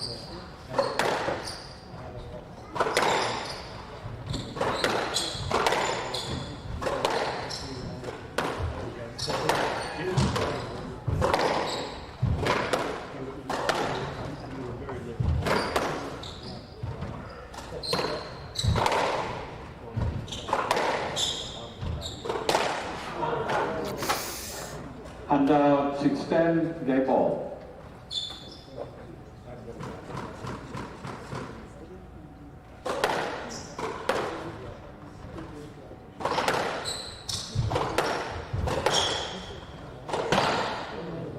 Oh, it's falling apart 7, slightly. 10, 2 10 errors in a more. row. Yeah, 2 very rash errors from Naughton. Can't afford any more of those now. Weaver will smell blood.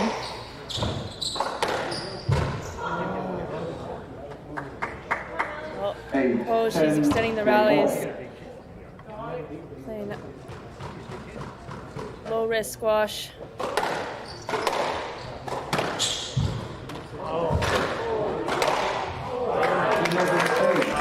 There it is.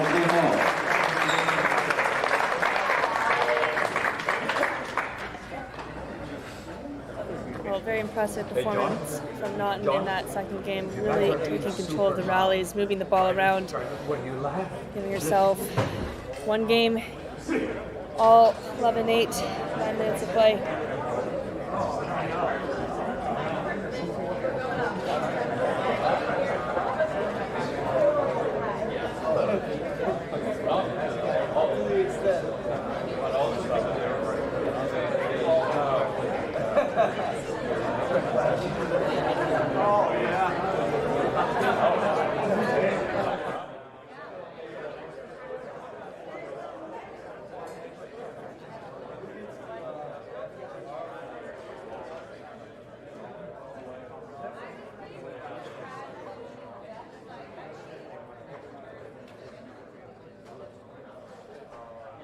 Play will resume in 60 seconds.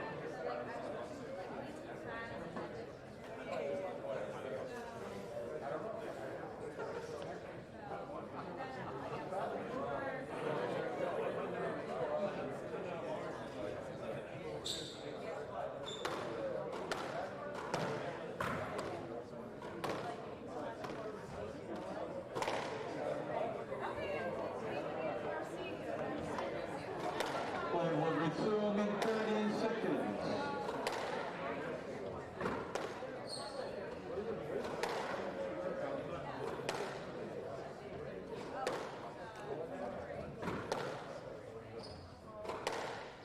Seconds, please take your seats.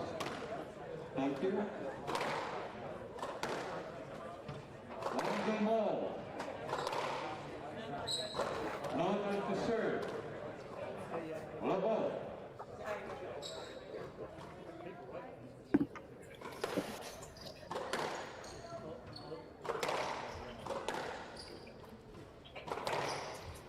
So it's pretty wild the amount of tournaments Olivia Weaver's played. This is her 5th tournament in 5 weeks.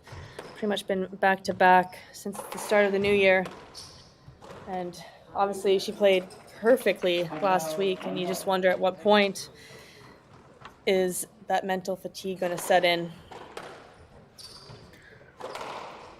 Yeah, and I do think that this is probably a challenge that Weaver's set for herself to challenge herself against exactly that. I think that's probably the reason that she's decided to play all of these. One, to get matches in, of course, and produce the style of squash we saw last week in Cincinnati, but also for that mental challenge. But you're right, it's not, and it's after this, it's not a long break until Chicago as well. And 1-0. Yeah, and those breaks can be welcomed, but I think they can also be a bit tough because you get into that rhythm of competing, and then once you're able to relax and really take a breath, and that's when it's kind of hard to pick yourself back up again. But obviously not at the break yet here in this 3rd game, semifinals. She's definitely making some adjustments, stepping up the court. But just the length, just not getting through the court enough. Naughton's hasn't had to do a whole lot of physical work, taking 1 or 2 steps off that tee.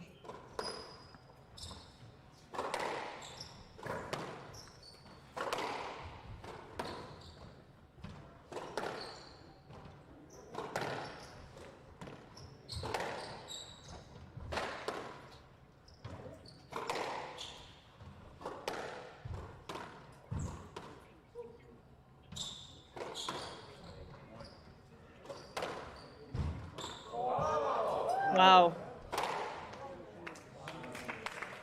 Beautiful pickup from Naughton. 2-1, black points.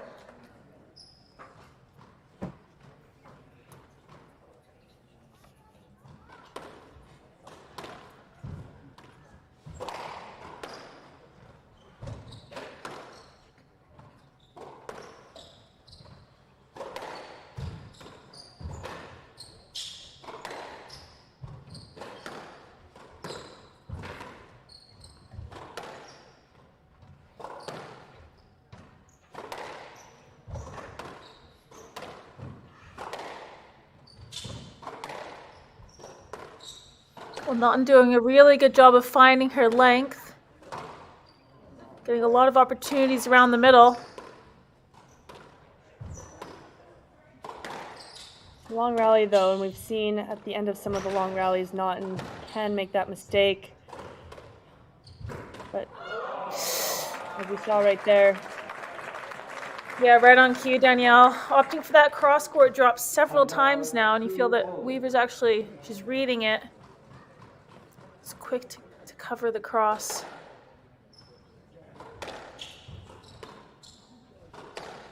Straight option might be a good variation now for Naughton to bring in. That's cool. That's very, very cool from Weaver. well, very fair from Weaver. It He's looked down. like it was 3-2. good, but testament to her character, calling it down. Hard to tell from here.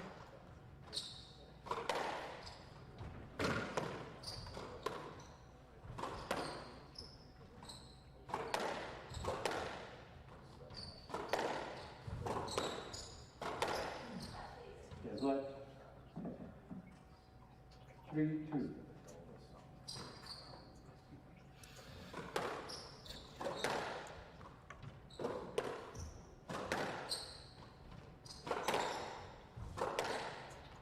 This is better from Weaver, using a little bit more height on her length to move Naughton off that tee.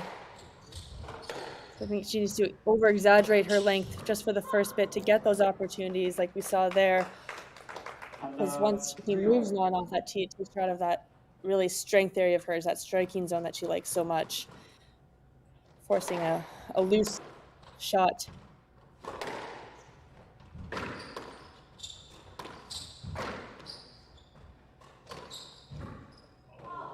Yeah, another good squeeze. 4-3.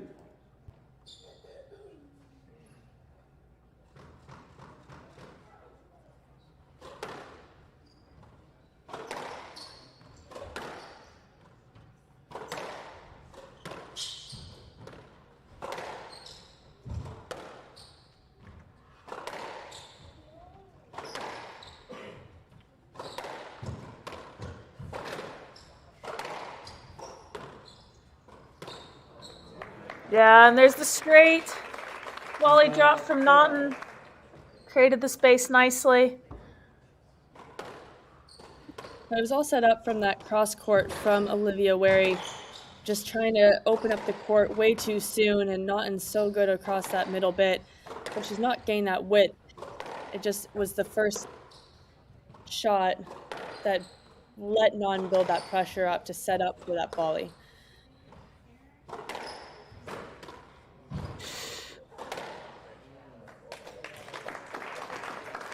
Now 5-4.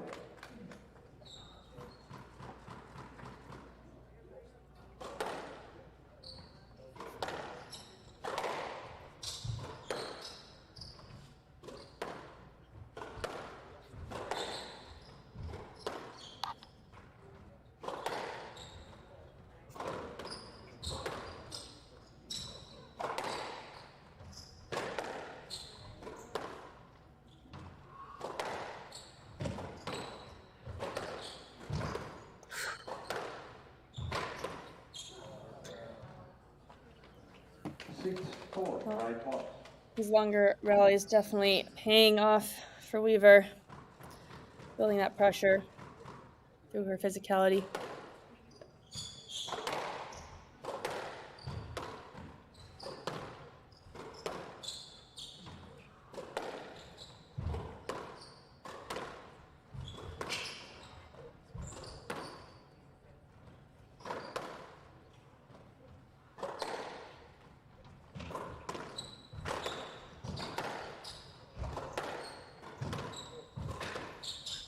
Again, really good work from Naughton. Excellent straight lines.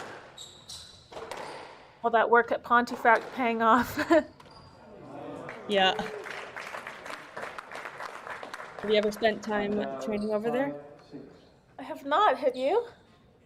Only once or twice for just a couple days at a time, but it is very methodical in the way that they train, and a lot of control drills, working on positioning, using that height. I remember, obviously, before his passing, Malcolm Wilstrup would be very upset if you used either an open stance or decided just to go pace, pace, pace. He really emphasized the use of lift, and we do see that in Non's game. She always tries to get into the right position.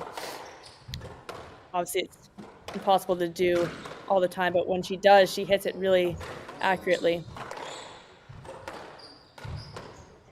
Yeah, and it's an excellent addition to her game. Obviously, we grew up playing with her in juniors back in Canada, and I feel like we always thought of Hollie as someone who liked to play with pace, and it's been an excellent addition to her game. 7-5. Having more of that control and using the height, like you just spoke about. Obviously, the influence of spending more time in England. 8-5. I say that, didn't pump it into the tin, but placed it into the tin. You get the sense that maybe that's just an error coming from the added pressure.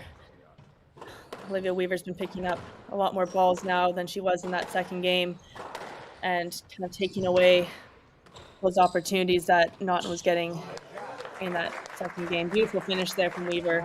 9-5. You see her pulling away after a very tight start, giving her 5 game balls.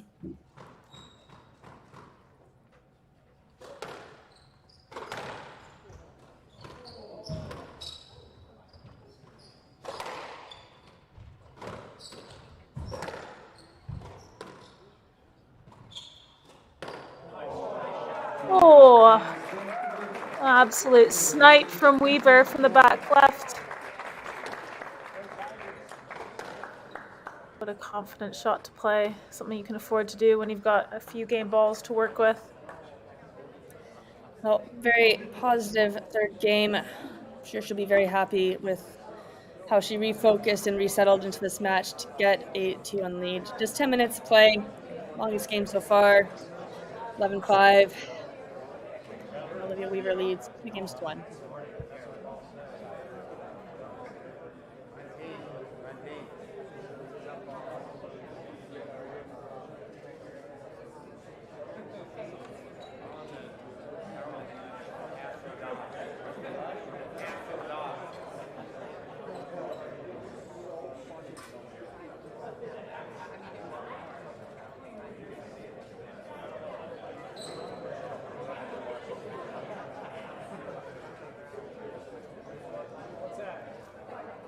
Play will resume in 60 seconds.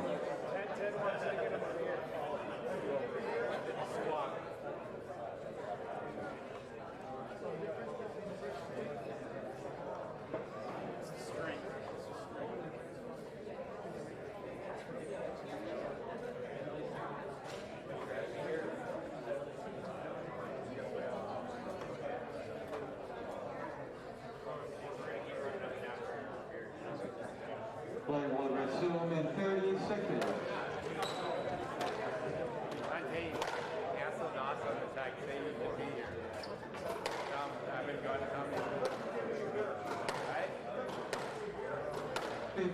Seconds. Weaver leads 2-1. Weaver to serve. Please take your seats.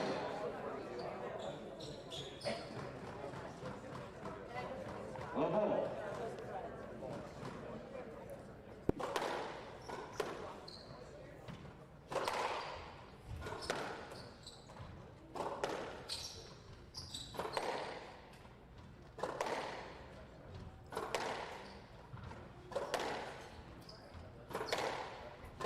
Well, you can tell right away what Olivia Weaver's trying to do at the start of this fourth game. starting to play a little bit more to the backhand of Naughton over on that right wall. Been mainly using both sides of the court up until this point, but Naughton's forehand definitely very strong, a lot more variety over on that side. That's smart play there, just switching it up. Not becoming too predictable.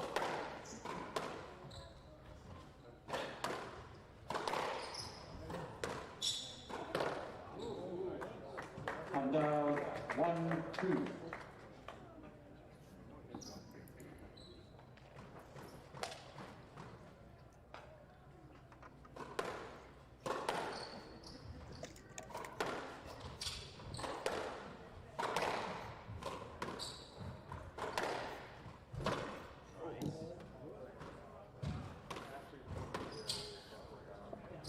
Just a bit too slow. She had the whole court, just way too much time setting up for that drop instead of just trying to almost pull a Miguel Rodriguez volley it in or hold it, wait for Weaver to come up and then force it back. But incredible defense there from Weaver. Very impressive.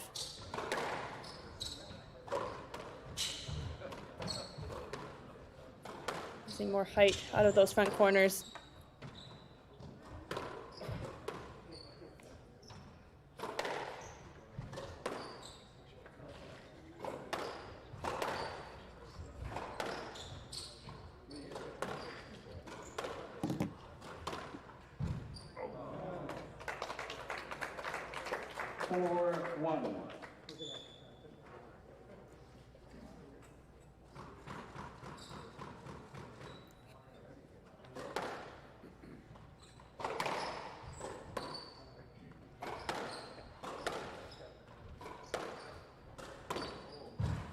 This is much better from Weaver. She's made an adjustment. Instead of just using her physicality, she's thinking a lot more, using more variety.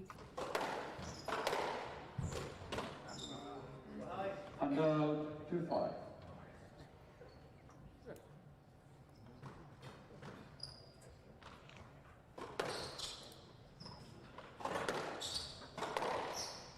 Yes, left. She was trying to clear you were going to the ball.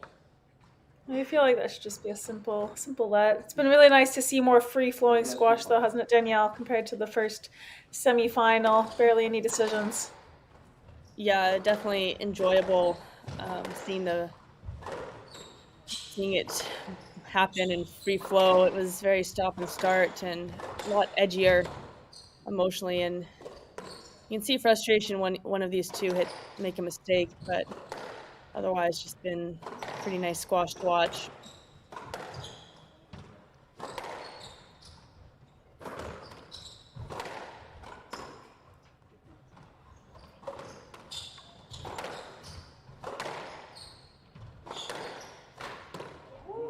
Oh, that's so much better. She's setting up with the length. That loose ball's coming now. You wonder if Naughton's slowing down just a little bit. That third game was very tight, and then you could just tell some errors snuck in, and pressure really got up, and Naughton's not retrieving the balls that she was 7-2. in those other games.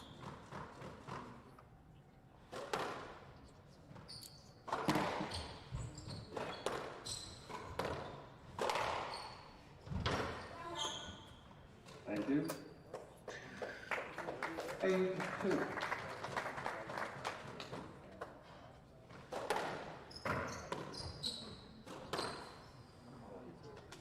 Yeah, I think looks like it's going to be fairly smooth from this point on. Not responding to that great drop from Weaver.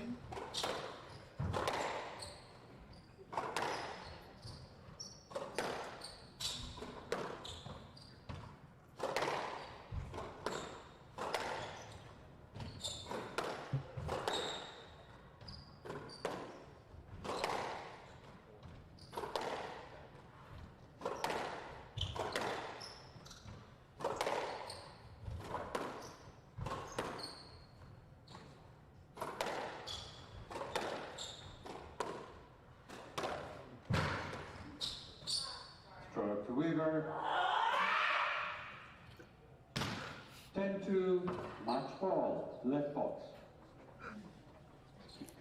Well, 8 match balls for Weaver to get her place into the final against Rowan Elaraby.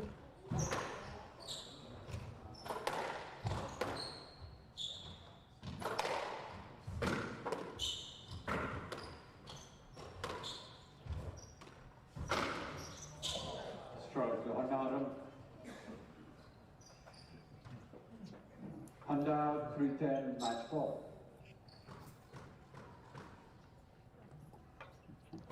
Well, one saved. But what a way to finish. Style finish from Olivia Weaver. Winning that match 3-1. Just continuing her tirade. 40 minutes of play.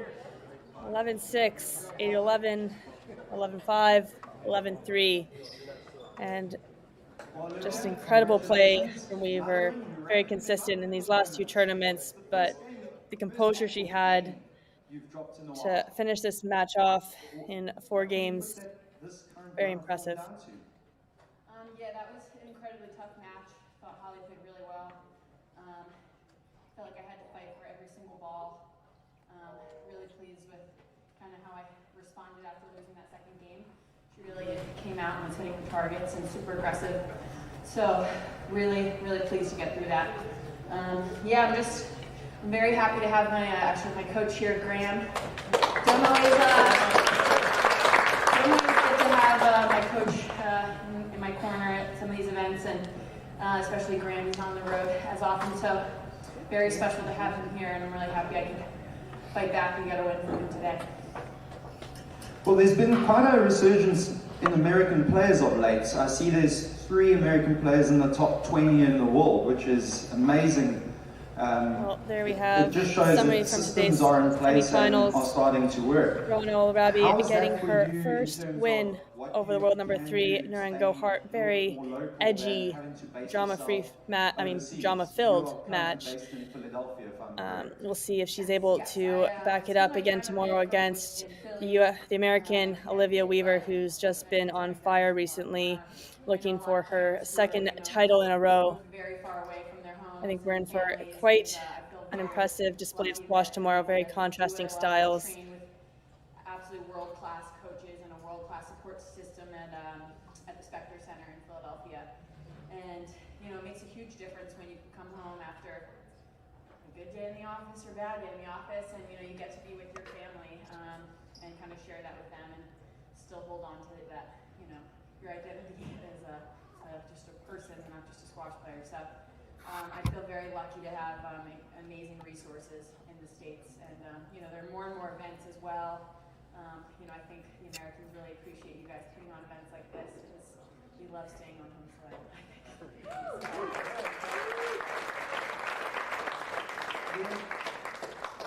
A little bit of behind the scenes info here.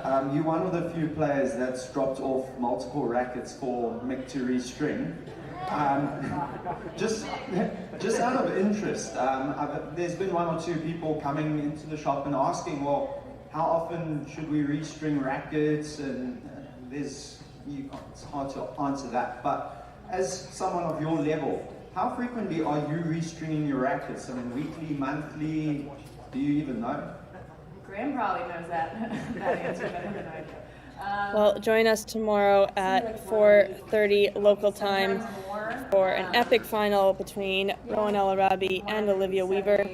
And if you haven't had enough squash, take a peek over at the Pittsburgh Open quarterfinal matchups tonight. If you'll do me in one the men's favor, event. just please drop 1 more of these rackets off for Mick to string before you leave. He absolutely loves stringing this particular racket. So congratulations.